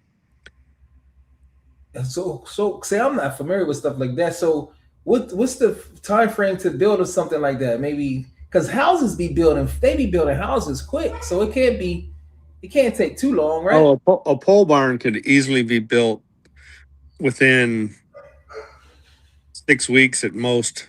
You know, Yeah, if you have a crew out there ready to knock it out, they could probably do it anywhere from 3 weeks to 6 weeks. Pole barn's not like a house.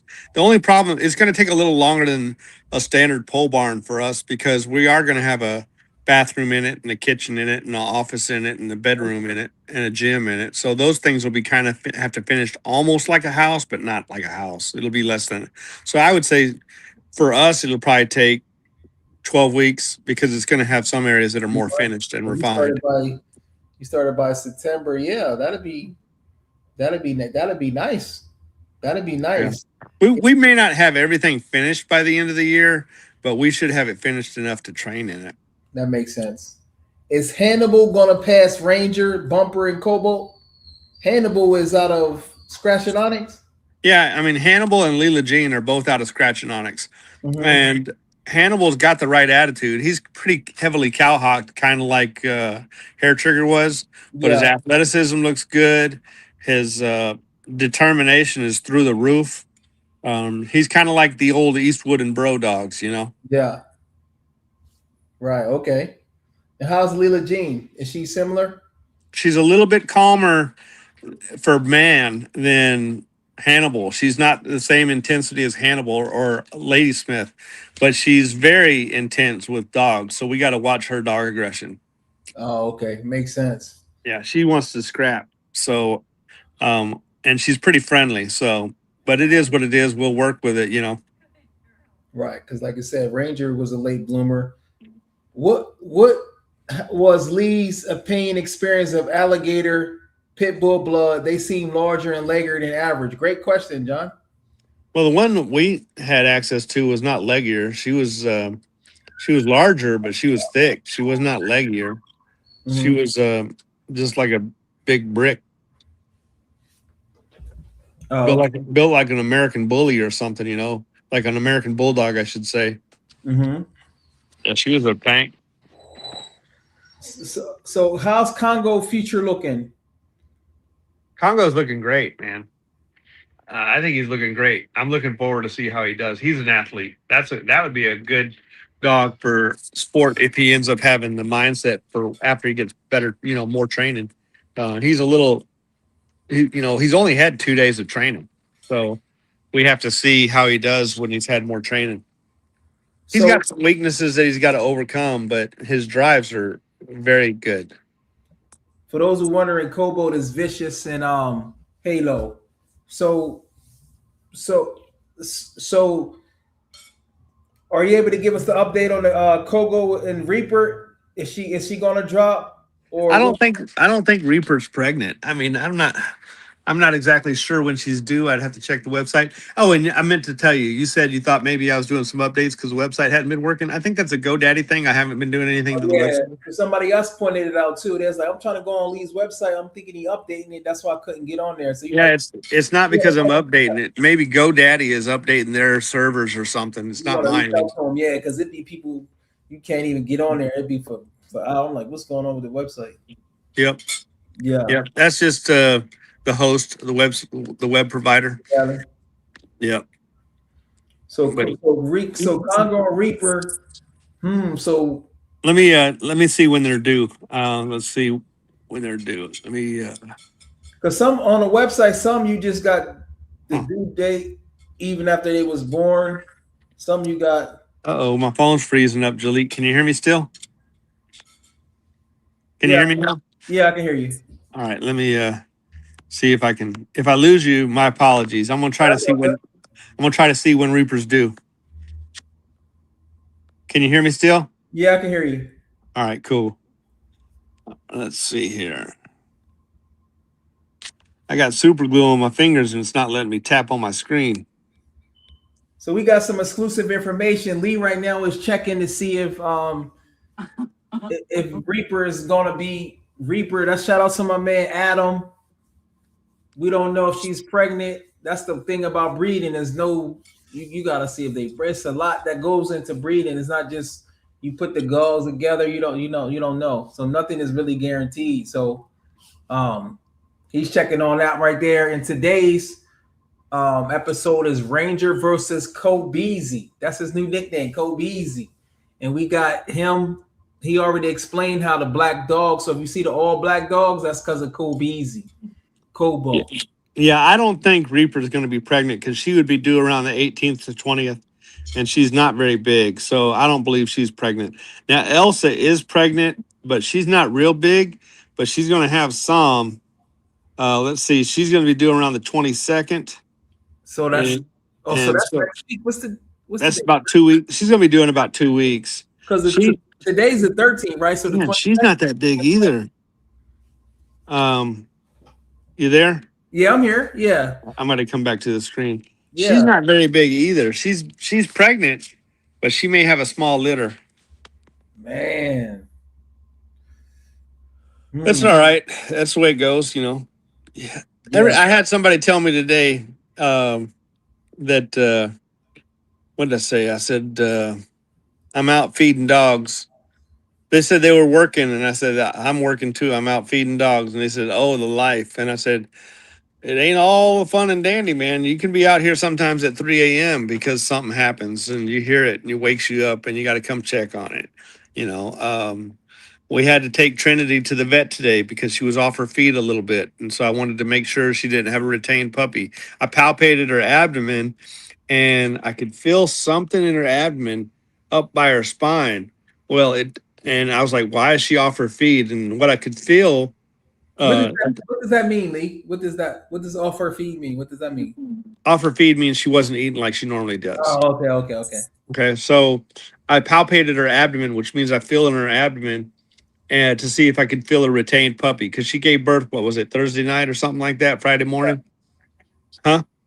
Yeah, Thursday night, Friday morning, and so if it was a Friday morning puppy. So you got Saturday morning, Sunday morning, Monday morning. That's 3 days, you know, of a retained puppy. It would be decomposing, and that could make her run a fever and be off her feed. So this morning we took her I palpated her, and I could feel something in her abdomen up real close to her spine. Well, guess what's real close to your spine? Your colon is close to your spine. So I was like, I don't know if this is a retained puppy stuck in the birth canal, or if this is feces in the rectum. But I do know that she's off her feed. So I took her to the clinic. They did the X-ray, and it turned out it was just feces. You know, she didn't have a retained puppy, thankfully, because if she had a retained puppy, she'd have to have a C-section to get it out. So it was not that. She just running a little fever, so we got some antibiotic and put her on that. She's very active. She's not acting sick. She's just off her feed. So it's the little things you got to look for, like, and she'll eat, but she doesn't eat as much as she normally eats. And she's not eager about it. But sometimes the first day, a dog might be off its feet a little bit because they're so attentive to their babies, So she did have her 11 puppies, right? Yeah, she's got 11 puppies, raising every single one of them, doing great. One thing about her, she be producing 10 plus 3 times in a row. So that's definitely. Hold on. You got to talk louder. Did you announce Scarlet? Oh, okay. Yeah, Scarlet had 6 puppies.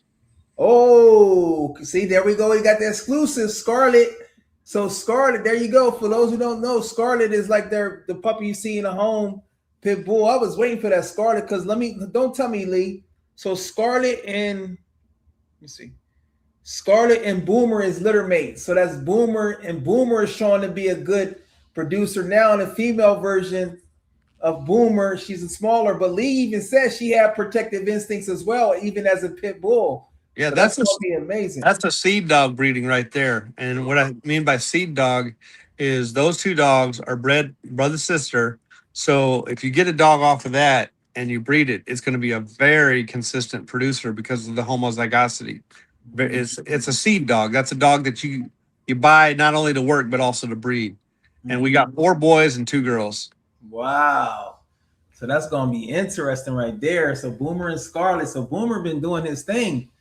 Boomer been definitely doing his thing. So you got that. You got Reborn coming along. You got Reborn coming along. And anything else that you want? Anything else you wanted to share? What videos you got coming out? You said you was gonna do. Banshee's in heat, so we're gonna breed her to either. Banshee is in heat. Oh wow, yeah, she came in heat yesterday, and I'm gonna breed her either to Boomer or Bam Bam. We had her on the website to Boomer, but I think I'm going to go with Bam Bam.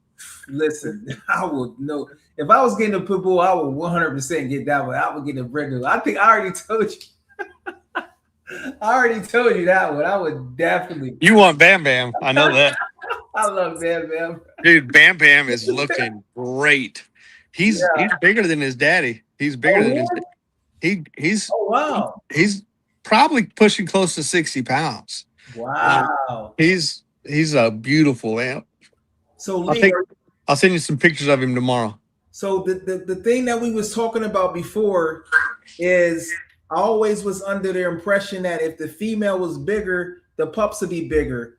So the Slam and Banshee pups wasn't too big because we got Kimura, we got Ninja, we got Tigress. They wasn't too big, roughly averaging 55, 60, right? Slam and Trinity being litter mates, but Trinity is a big girl, 85 plus pounds. Banshee is around 55 pounds, but Boomer is a little bigger than Banshee. So are you expecting these puppies to be a little bigger, or it's going to be kind of the same? Because the breeding is almost the same because that's like they cousins, or that's her aunt, Banshee and Bam Bam, right? Well, Bam Bam is double bred Frankie Bomp, and Banshee is off of Frankie Bomp. Yeah. And Banshee also has Lucky 7 in her, so there's some size coming in Banshee right there.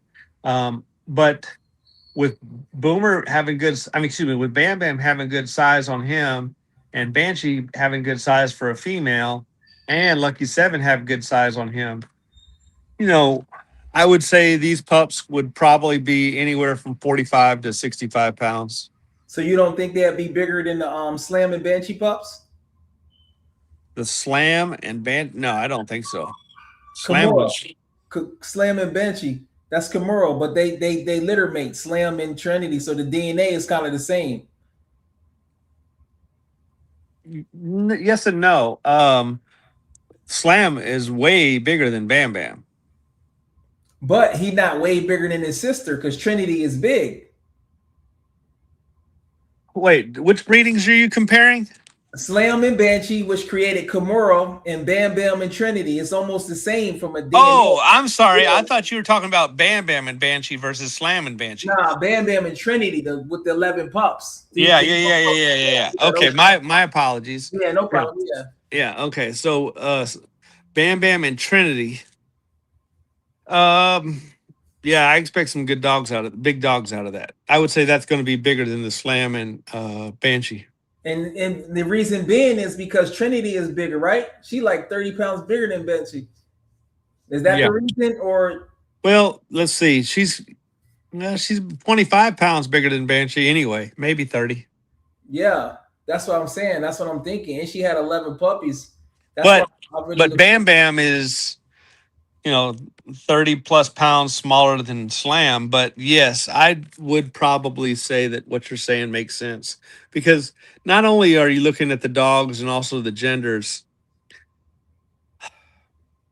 Hmm. And it was. Slam and Yeah. Slam. Let's look at it this way: Slam and Trinity were litter mates. So let's just say hypothetically that they throw the same size. Now we got to look at Banshee versus Bam Bam and ask who's going to throw bigger, Bam Bam or Slam. Ba- I Ba- mean Bam Bam or Banshee, based off of pedigree. Man, it's almost even. You're six in one hand, half a dozen in the other. so Banshee, Bam Bam is Banshee. That's her nephew. That's her nephew, right? Correct. That's her nephew. No, Okay. no, Banshee and Bam Bam. That's her nephew. No, it's her cousin or half. It's her half. Well, They might be no, it's cousins. not. It's hold That's on. It's her. Yeah, it is her nephew. You're right. the nephew. It's her nephew 2 times over. And nephew relationships is they some of them share like 25%, right? So that's Yeah, the, but that's like the it's her group nephew. It's her same. nephew. It's her nephew 2 times though, because it's her nephew off of Boomer, and it's also her nephew off of Miss Bandit. Right. So they share a lot of the DNA, Banshee and Bam Bam. And they're Bam Bam. even though Banshee's got Lucky 7 in her, which was a big dog. You got to remember that Frankie Bomp was a good sized dog, and Big Daddy was a good sized dog, and Sadie was a good sized dog, and Miss Bandit's a big bitch too. So, Banshee had one big dog in her pedigree, but even though Bam Bam doesn't have any dogs as big as Lucky 7, he's got a lot of dogs that are bigger than average. So that it's gonna be real interesting. So if anybody that listen to these videos get one of those puppies, make sure you stay in touch because I like to just for my analytics. I like analytics, but I don't be too crazy with the analytics. That's just like data right there. If I see Ripped Up's comment, if I had dogs like Scratch all the time, or dogs like this bitch all the time, then Ripped Up's comment would be very feasible. That bitch is awesome, dude. This bitch right here, awesome dog. For the military, yeah. Dude, she's so smart. It's ridiculous. Isn't that right, girl? Isn't that right, Chewy? She like an AI Sentinel. He created her in the he All created right, listen. What's that? Who's that? Who is that? Here? She got that century mindset that we was talking about. Who is that? Oh yeah. So while we had it, Lee, since I forgot to bring it up yesterday, we was talking about dogs being misdiagnosed. Can you speak a little bit more on this? Who's that? Yeah, she ready. She remind me of so let me see this. Good girl. All right, I'm sorry. What'd you say? Misdiagnosed? Yeah, I was talking about that yesterday, and Ranger will be considered misdiagnosed, right? So what made you stick with Ranger? He's not misdiagnosed by me.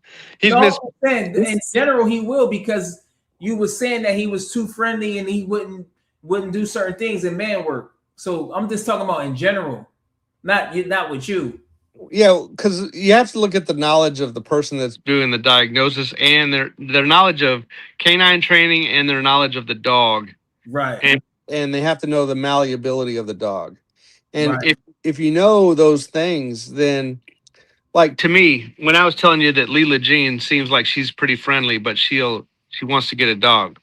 Well, what does that tell me? Her confidence is good because she wants to get a dog. Her drives are good because she wants to get a dog. Her pain tolerance is good because I've already seen her get into it with Hannibal when I had to separate them.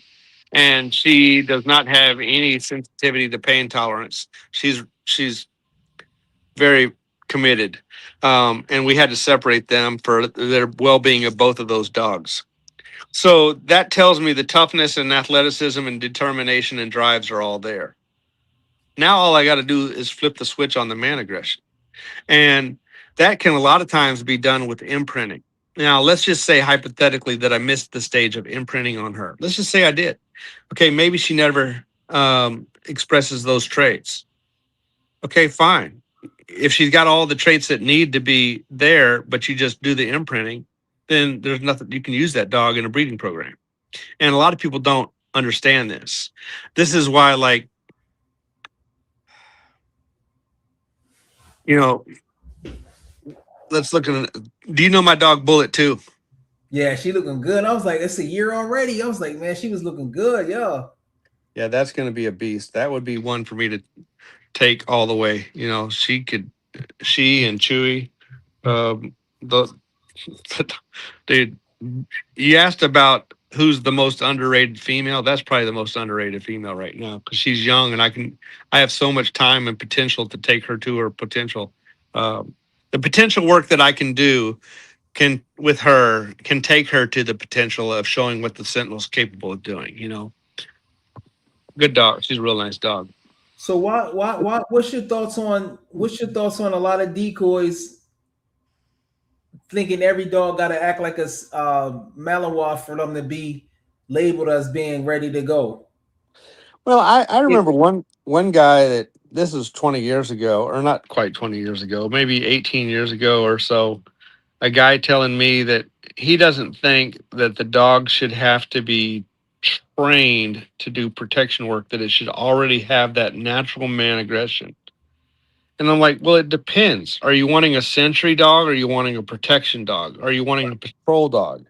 You know, if you want a sentry dog for home protection, then yeah, you need sometimes of that natural aggression. But a lot of times those dogs that have that natural aggression, not all the time, but a lot of those times those dogs are responding out of insecurity. And if they're responding out of insecurity, then they may be the least committed of the bunch. So if you have a dog that's got a lot of confidence, then sometimes their trigger to be concerned is higher level. For example, my wife, if she saw a mouse, she's probably going to scream and jump on the couch. I'm not going to scream and jump on the couch. I'm going to step forward and kill the mouse. Which one makes the most noise? It's kind of that way with dogs, you know.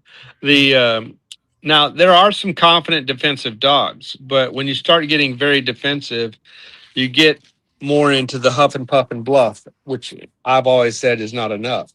I want a dog that can do the display, but also do the deed. And this is where, if I have a dog that will do the deed, then I can condition it to do the display by classical conditioning of associative learning, by having that dog, like this dog here, you hear? She's got a natural aggression.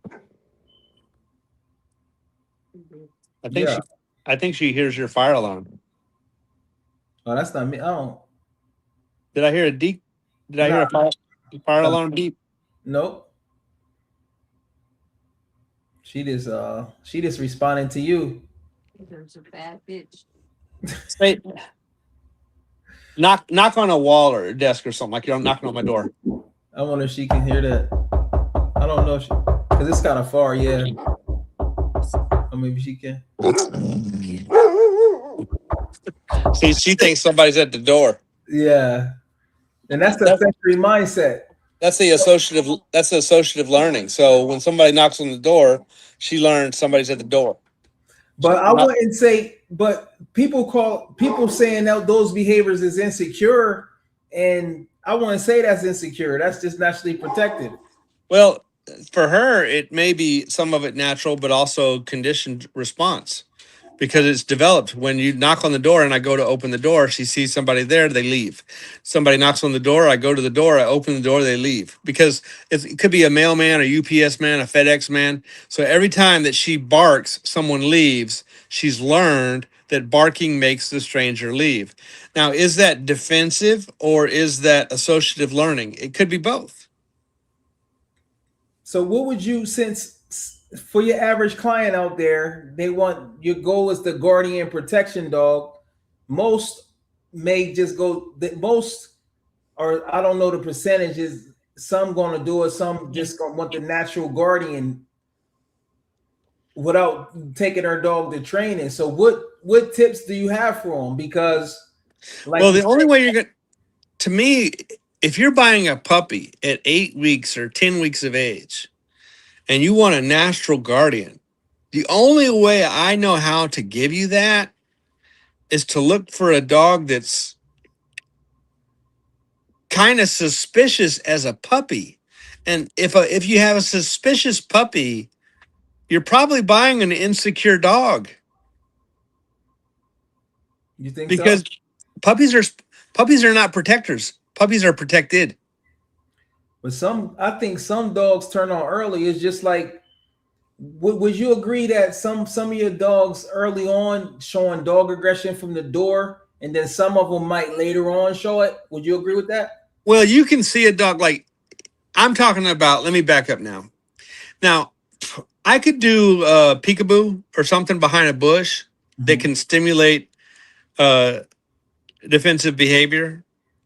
But if you do too much of that with puppies, you can make a dog insecure. So, because puppies are protected, they're not protectors. So you could do some evaluation to see if that behavior is there, but you don't want to do a ton of it. Make And so if I'm looking at a puppy that I haven't really done peekaboo with, then I'm kind of like looking for a dog that's naturally displaying some insecurities, which I don't want insecure dogs. I like dogs that if I want to see some defense, I really need somebody else to do peekaboo because I can't do peekaboo with my own dogs. Mhm.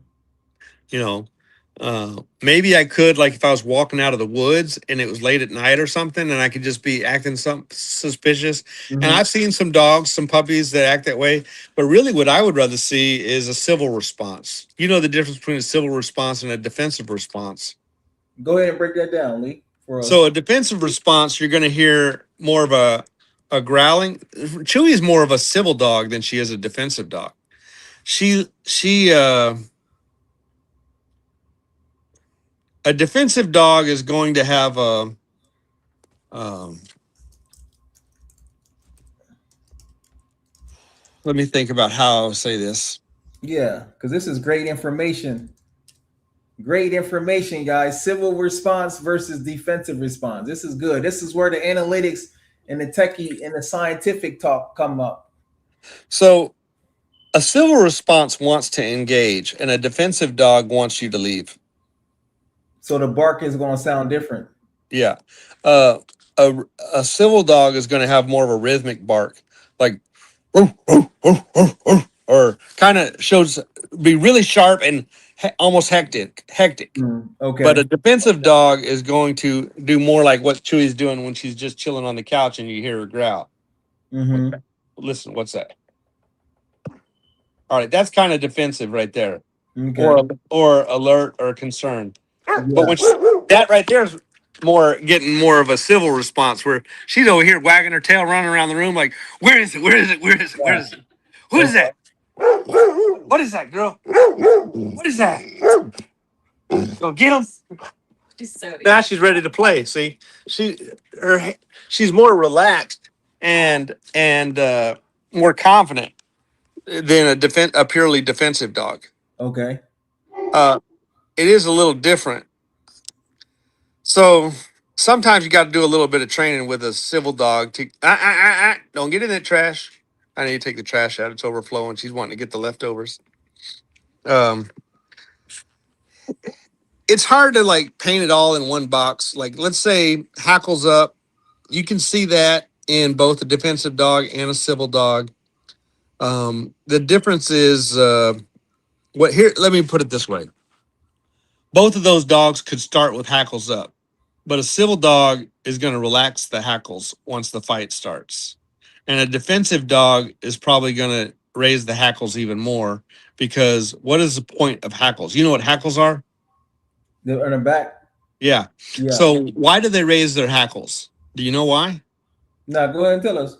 So let's say why does when a snake attacks a bird, what does the bird do? Good question. I'm not sure. It throws its wings out. right? Oh yeah, so it makes itself okay. I got you. Okay, So it yeah. makes itself look bigger, or it gives it the area for if the snake strikes the wing, it doesn't do anything. Mm. But it also makes the bird look bigger. And so when you see animals that try to do huff and puff and bluff, what is the word puff? The puff means to puff up, to look bigger.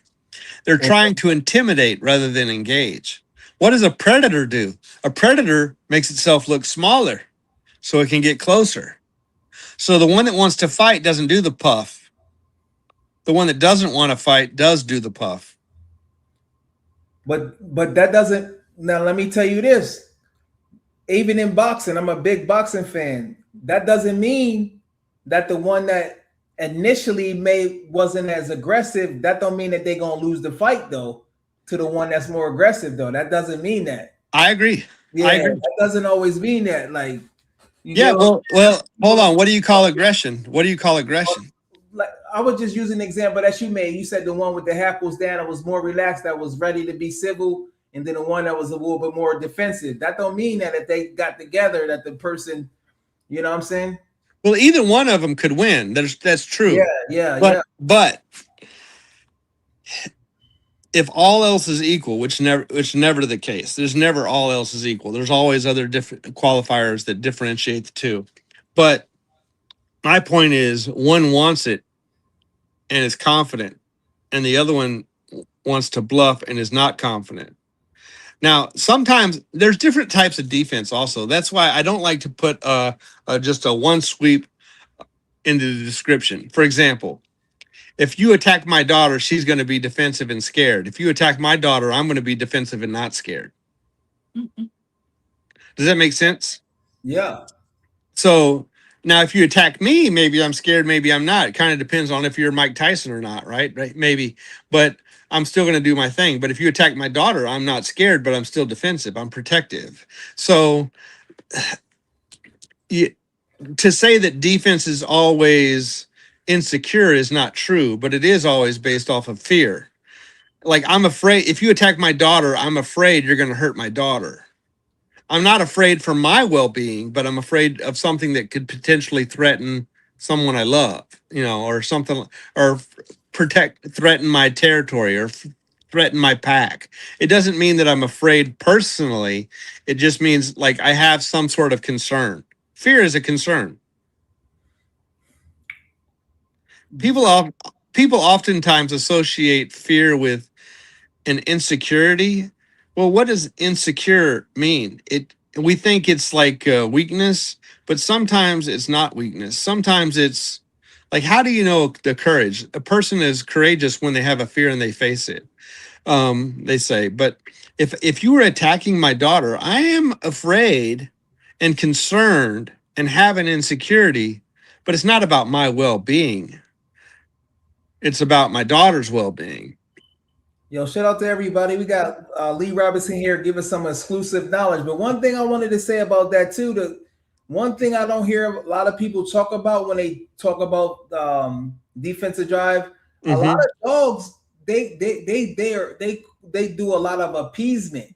So they might appear confident, but they really don't want that smoke too. So that's another thing that a lot of people don't talk about. They appease you. Like in real life. So somebody, if they scared of you, they just try to be extra nice and appease you, and you know what I'm saying? Dogs do the same thing. Yeah. So nobody talks about appeasement in these debates. So a lot of times people think their dog really confident and they sleeping on a dog that may be what they think is scared all the time and defensive, but that's not all the case like that. That's why you can't, it's just not 1 + 1 = 2. That's just my opinion. Sorry for me biting my fingers and stuff. I got super glue all over my fingers. Yeah, that's all good. That's all good. So My wife had me help her with some crafts tonight, and I got glue all over my arm and my hands. So Lee, so for the example, would Ranger be considered defensive because he growls when he's on a bite sleeve? See, this is why everything. I'm glad we're having this discussion because it's not like math. Dogs world ain't like math, where it's like 1 + 1 = 2. It's so many gray areas and different situations, and you know. Well, he may have an insecurity there. I don't know. I got to go back and look at it. A lot of times, vocalization on the bite could be linked to an insecurity, but I need to. There's so many things that come into play. Like one, how many times has he been worked? Two, what has happened when he's displayed aggression when I try to breed him and I have to correct him? I have to tell him don't display aggression. Well, if I tell him don't display aggression, that's going to possibly create an insecurity. So now if you see a vocalization on the bite, but he's staying committed, is it because he's having a conflict from the threat, or is he having a conflict because I told him to not be aggressive over and over and over again? Because I'm trying to breed the dog. Because what good is a stud dog that you can't breed? You know, because he's too aggressive. So I've had to correct him a number of times, and that creates a question that you have to ask. Um, how good is he? Well, then I have to look at other aspects of the dog that nobody else gets to see, like his athleticism, his determination, and other tasks. Like if he was to, let's say, go hog hunting or something, how good is he in a combative situation? How good is his pain tolerance? How good is his recovery? How good is his stability? How good is his health and athleticism and wind and heat tolerance, agility, whatever else? If I already redundant, if I was redundant, my apologies. But you have to look at the whole picture, because I remember maybe 10 years ago, I don't think it was that long ago, probably 8 years ago, a person was claiming that they had the best band dog in the country, or band dog program in the country. Well, no, not in the country. They said in the world. They said, we have the best band dog program in the world. And it cracked me up because they produced one dog. And the way they produced that one dog was the guy had a dog. He met a girl at a club that had a dog. They fell in love, got married, and they bred their two dogs together. And now they have the best band dog program in the world. I'm like, you bred the dog that you already had to a girl that you met and fell in love with that had a dog that y'all didn't go out and seek the best dogs in the world for your foundation. You bred what you had. And I was like, this is hilarious. And I thought it funny that they were claiming they had the best band dog program in the world. And then they also contradicted themselves. They said, no dog is perfect. And then later on, like 10 minutes later in the same interview, they said they won't breed a dog unless it's perfect.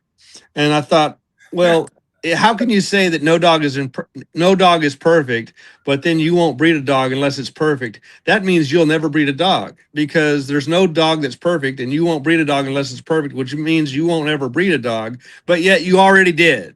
So you're full of crap. So my point on this is, when a person, you ever heard of the blind following the blind? Yeah. These are one-liners that sound good. No dog is perfect. That sounds good. I won't breed a dog unless it's perfect. That sounds good. But if you're competent and you know your craft, when you hear stuff like that, you're like, their hypocrisy is exposed. Well, guess what? There's videos of that one dog that they said was so great being ran off the field multiple times. And yeah, it's like, dude, and here's where I'm different. I'm going to tell you the weaknesses that I have in my dogs, right? Because no dog is perfect. But guess what? I will breed an imperfect dog, because I match that imperfect dog with another dog that doesn't have the same flaw. You never want both male and female to have the same flaw. So let's say, for example, that this bitch is lighter in bone that I want. Well, I'm not going to breed her to a male that's light in bone. I'll breed her with a male that's got more muscle mass, or, she's well built. She's very athletic. She's got that line in the center of her chest where you can see her pecs when she's standing there alert. Super athletic, but I liked a little bit heavier frame on my dog. So when we breed her to a dog, it's going to be a dog with a little more bone, And someone said she doesn't look masculine. She looks feminine. Well, it's a female.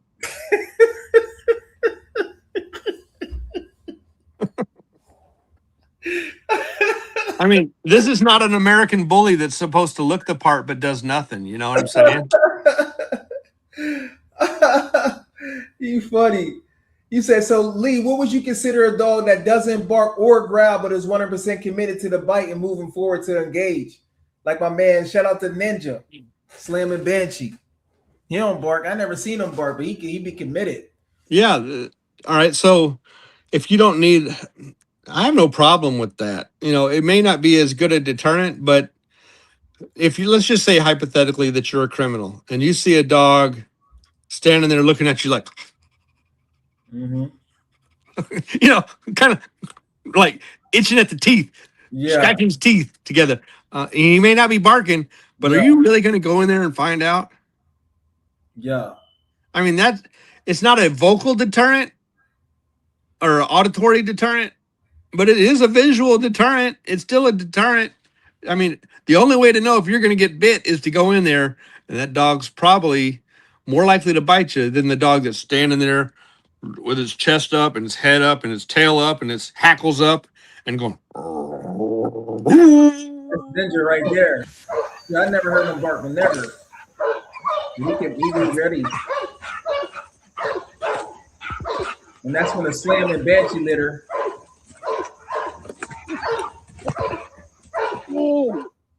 Yeah, he's not hesitating. Nah, he's right there.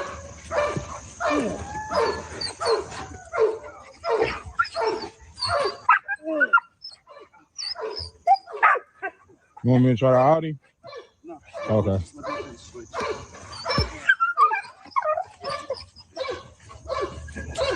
Yeah. He go right back. Go right back to the target. Y'all hear him bark one time, y'all. That was the other dog barking. One bark. He want to do it.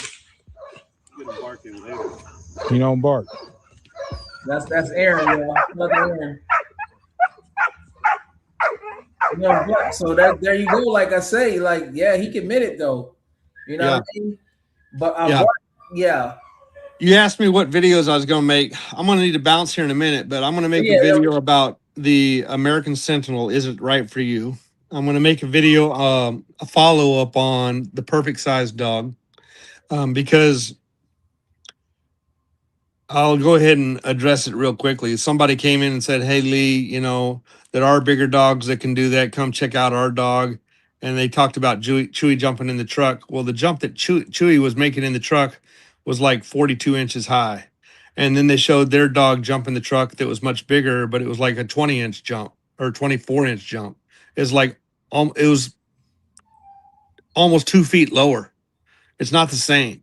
And I'm not trying to be disrespectful to other programs, but at the same time, at my age, I feel like if I don't share my knowledge to the world, am I helping the world? I need to share what I know. I need to share the truth. I don't want to step on anybody's toes. But when somebody says something that I disagree with, am I supposed to keep my mouth shut for their own comfort and liking, or should I share my truth and or my perception of reality?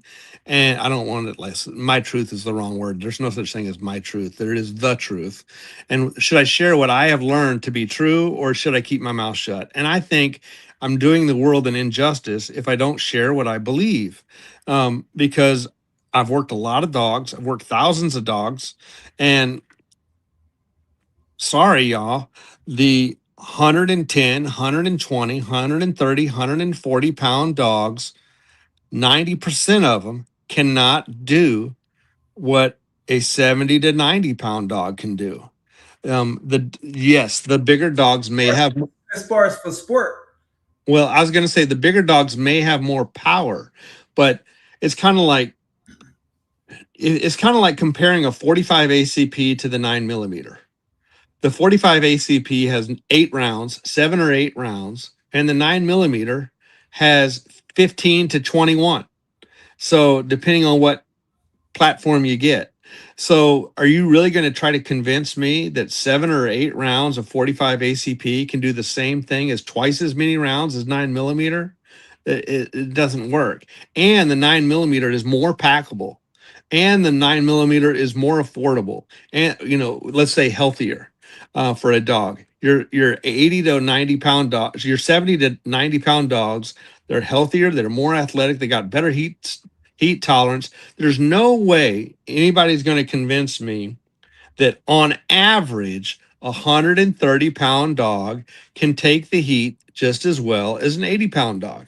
You might find an anomaly here and there, but you have to make a breed out of that anomaly. When you have that consistently, then let's have that conversation. But if you look back through history, 200 years ago, the bull mastiffs were like 90 pounds.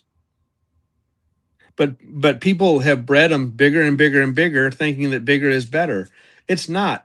Look at every protection breed when it was in its prime, and you're not going to find dogs over 100 pounds. The Rottweiler, oh, well, they're 140 pounds. Not the working ones, y'all. The working ones are 75 to 95 pounds. Why is that? Why has that always been the case throughout history? You know, I gotta throw you a curveball.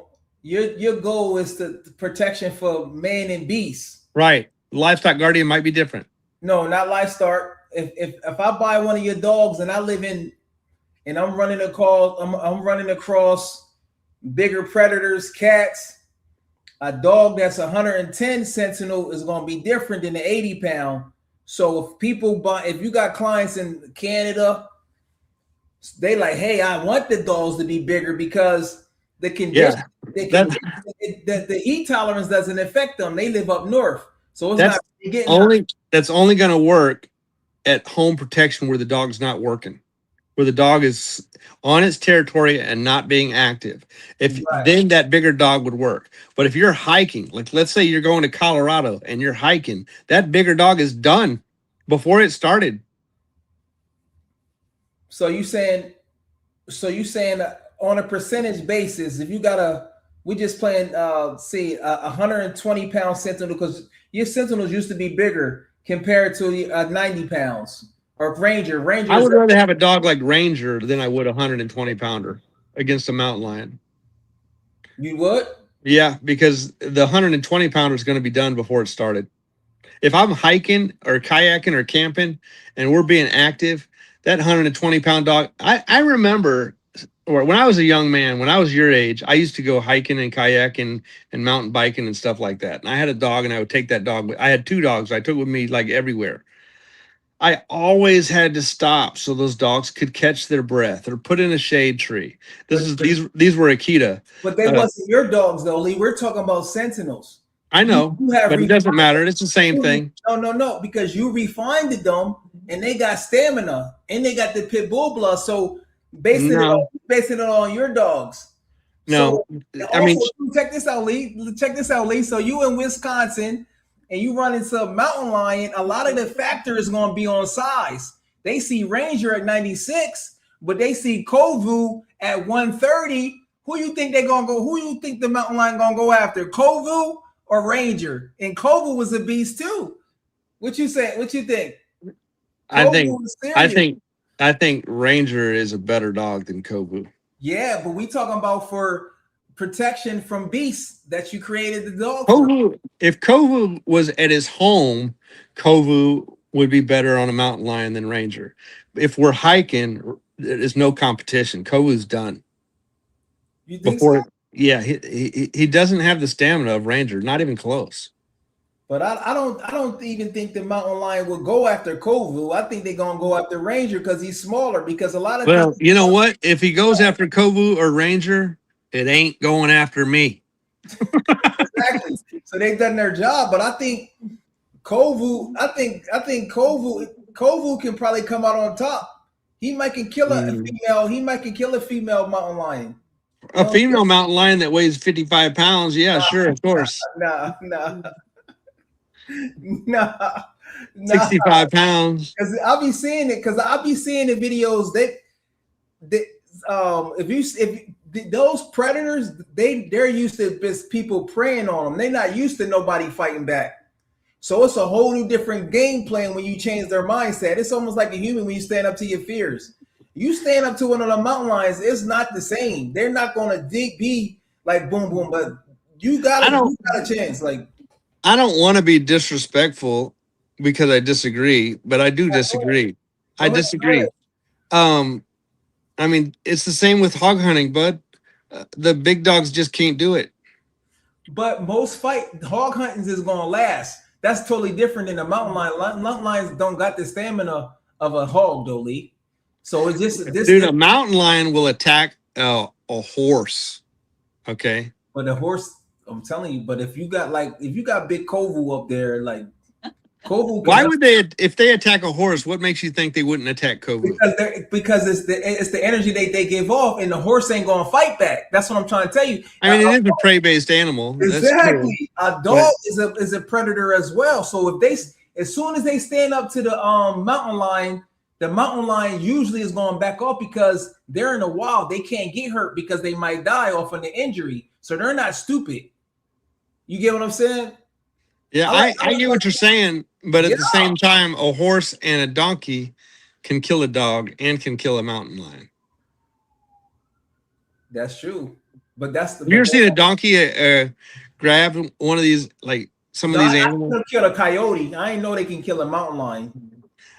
I've seen I know a donkey. coyote they can get and the fox, yeah, but not no mountain lions is a I little saw a donkey grab something that was big. I can't remember what it mountain lions was. is some different mountain lions. You need big Kovu up there. You know what I'm saying? Maybe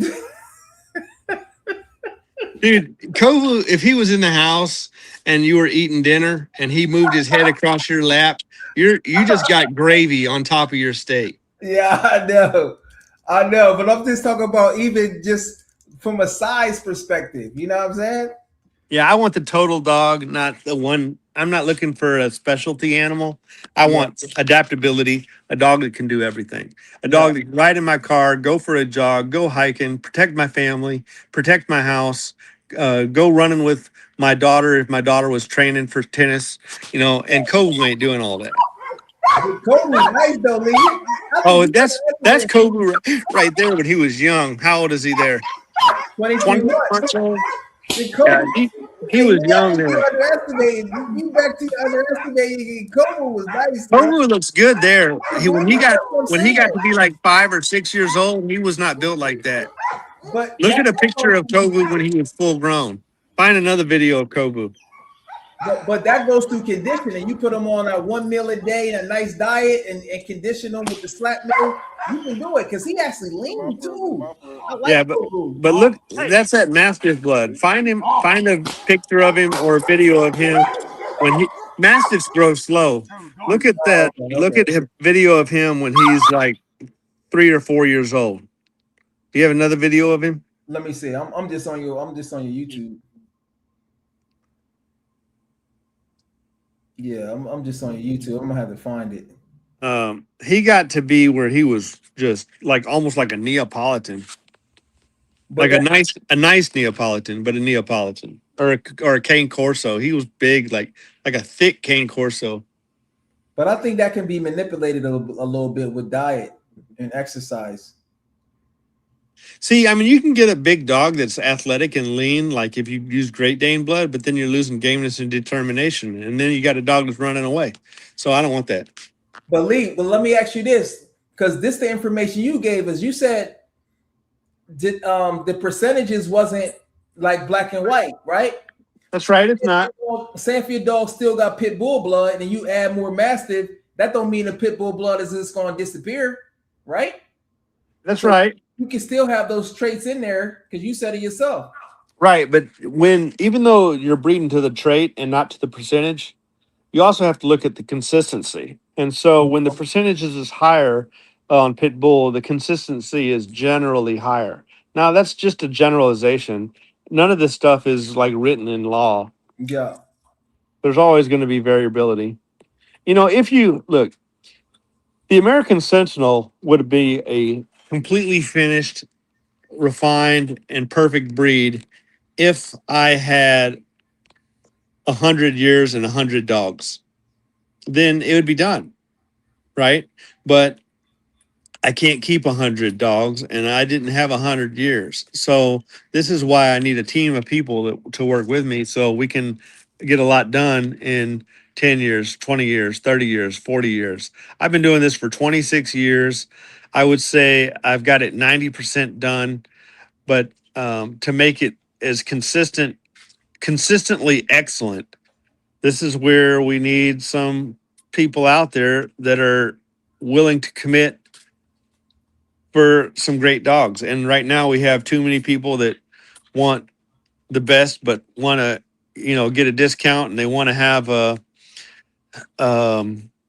a $500 dog or $1,000 dog, but they want pick of the litter, and then they don't pay their bills if they have an IOU, and it's annoying because it's like I don't know what my average customer does for a living, but my average customer is also my employer, and if they worked for somebody, which is what I do for my customers, if I work for my customers to give them the dog that they want, if they worked for somebody for 26 years and didn't get a paycheck, they'd be pissed.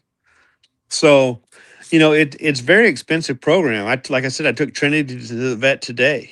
We spend $1,200 a month on dog food. I spend I don't know how much money on vet bills, vaccinations, deworming, canine equipment, the website, the insurance, the kennels, the breeding, the milk. 1 quart of milk is $6. We use that in like twice a day. That's $12 just for raising puppies when we have puppies when we do that.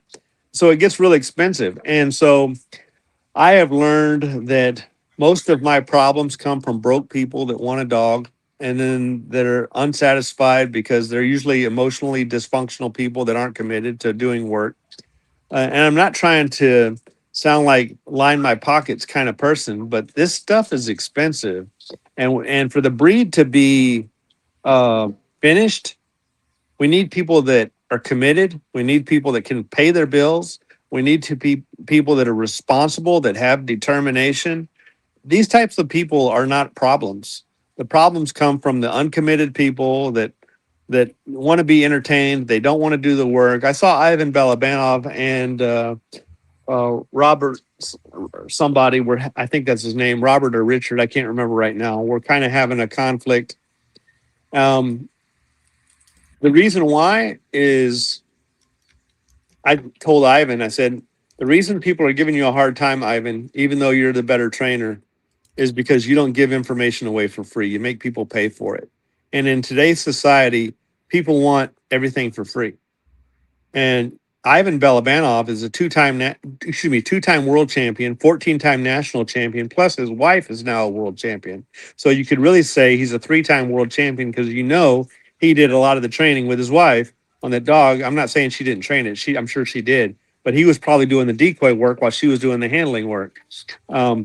So you could say Ivan Balabanov is a 3-time world champion, 14-time national champion.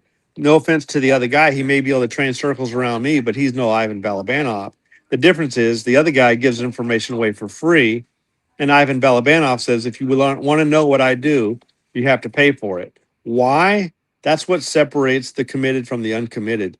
To be the best at what you have to do, you have to pay for the work, you have to do the work, you have to do the experiment to test it and see if it really does work. And when it doesn't work, you have to cull that work. You drop what doesn't work and you keep what does. And you keep moving forward. It's very, very difficult. And, Ivan Balabanov, and that's what brought me up with everybody wants to be loved. Ivan Balabanov says, I didn't get famous by arguing with people. I got famous because I won world championships and national championships. And he didn't do, he's like, I'm not doing this for your approval. And he says, he didn't say, I don't want your approval. He didn't say that, but he kind of implied it. And the truth of it is, I'm sure he does want people's approval because everybody wants to be liked. Everybody wants to be loved. But Ivan is man enough to say, if you don't like me, that's okay. I'm still going to be me. And I'm man enough to say, it's okay if you don't like me. I'm still going to be me. I want to be loved. I want to be liked, but I'm going to be me whether you like me or not, because I'm going to live by what I believe in. And the American Sentinel Canine Program needs people that are committed to do the work, that are willing to pay their dues. They got to be willing to buy the dogs like I bought my dogs. They have to be willing to study like I study. They need to study not just my pedigrees. They need to study animal behavior, be well-rounded. They need to study husbandry.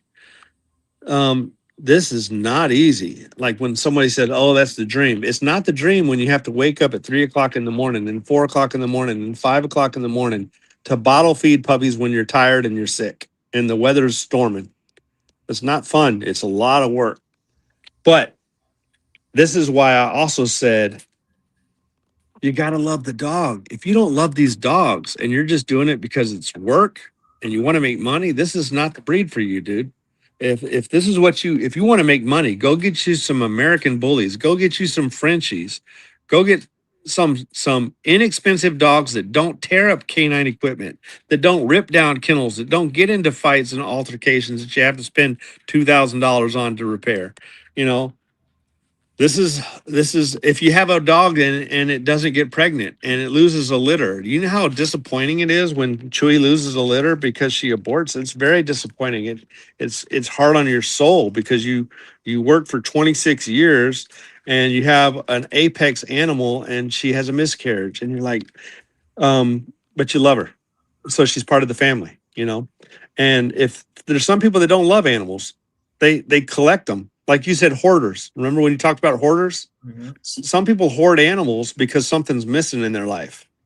I don't have dogs because something's missing in my life. I have dogs because they add to my life. I love the dogs, and that's what we need. We need people like this that are committed to do the work, pay the dues every day, every night, no vacations. They need me for 7 days a week, 365 days of the year. It's tough. Well, I appreciate you all the information, man. And Sorry if I sound a little preachy. no, it's good. I always appreciate you coming on. This is not playing another episode of Battle of the Brothers, Ranger and Cobalt. Uh, I'm all every time I do these, it always comes out to like a tie. I know Lee favors Ranger more than Cobalt. Yeah. Well, yes and no. I like Cobalt a lot. If he was 95 pounds, I would breed him just as much as Ranger because he's only 50% Mastiff. I mean, he's only 53% Pit Bull, 53 Yeah. and percent, 47% Mastiff. So Ranger is what? He's like 72% Pit. 68.75, yeah. Okay, so I was guessing because it's been a while since I looked at it, but Yeah. he's about 70% Pit, and Cobalt's about 53% Pit. So Ranger is 10 pounds bigger than Cobalt, and yet he's also 20% more Mastiff, you know? I mean, 20% more Pit. So even though he's 20% more Pit, he's still 10 pounds bigger, and they work about the same. So workability is they're tit for tat. They're both awesome. So I breed for traits when I use Cobalt, and I take him. He's just as good as Ranger, but I got to stick Cobalt to bigger bitches. Makes sense. I'm glad you was able to explain everything for us. And Ranger and Cobalt. I got to figure out who I want to do next. As far as like the battle, you know. Yeah, what I need to do is breed one of them to like Nova, which we just did. We bred Ranger to Nova, get a pup off of that, and take it back to a bitch off of that, and take it back to Cobalt. So, oh yeah, you didn't mention that. Is Nova puppies? When is she dropping? Well, I got to talk to Keaton to see if not Ryan, but Keaton Temple, Yeah. and see if Nova's pregnant, and hopefully she is. A bitch off of because Ranger is Frankie and Valkyrie. Nova is Frankie and Onyx. Cobalt is Frankie and Pele. You bring those together, boy, you got something nice with a lot of size in it because Pele's big, Valkyrie big, and Onyx is big. So yeah, I appreciate you guys coming through. Anything else you wanted to tell? Anything else you wanted to say? No, we've talked. Look, it says you've been going for 3 hours, and I've been on here for an hour and a half anyway. Let us know. Keep us posted when you're gonna go back to one of those dog shows, man. You got to record it. We want to see you down there. I need to take some clips. Yeah, I need to get some video clips. That'd be good. Go ahead and win those awards. You know. Yeah, there you go. All right, man. I appreciate you. You take care. Thanks for sponsoring the program so much. I really appreciate it. Anytime, man. Anytime. Hey, and if y'all give some Jalik some love, throw him a $15 gift, and I'll send you a hat if you send me your address. Yeah, I appreciate y'all. Y'all take care. All right, man. Thanks, Lee. Yep. Bye. Well, hey guys, we've done another one. Battle of the Brothers. Like I said, Ranger versus Cobalt. You got to decide. Cobalt got some. Reach out to Lee. Lee got a female.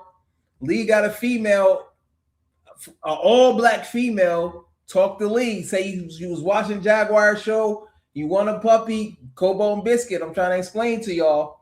You got it right there. And Ranger, He said a male is left from Ranger and Makita. Ranger and Nova is coming up. Hopefully she's pregnant. And then Biscuit, we don't know. I mean, we don't know when Cobalt gonna be bred again. Hopefully the man come. Because one thing about it, if you're looking for a dog, you can be like, Lee, are you gonna breed this one? And of course, if 15, 20 people asking them about one dog, I mean, I'm paid. But yeah, so this is another Frankie Bomp, and I appreciate y'all. I should be back either tomorrow or Wednesday. So this is my second live. I'm trying to get in the habit of doing 3 lives. So I'm gonna definitely be back either tomorrow, Tuesday, or Wednesday. I gotta wake up earlier, and I appreciate you guys. And like I said, you can always reach out to me at jaguarthebandog@gmail if you had any questions, any recommendations on videos, and I'm just living my life, working out, riding my bike, all types of stuff, enjoying the heat, building my little puppy up. I'll be able to take her. I'm gonna take her and Chakra to my decoy. I think Chakra might be coming on her second heat cycle because her first heat cycle was in December. That was her first one, and it's in July. So it looks like, because the male dogs will tell you they start sniffing, and Jaguar's starting to sniff every time she pees. So they be knowing like a month before. So he's starting to sniff her pee even more. So she probably gonna go on a heat. So I don't want to take her when she on her heat cycle. So after the heat, I'll take her to the decoys and keep you guys updated as we build and teach each other. But once again, man, I appreciate y'all. Peace.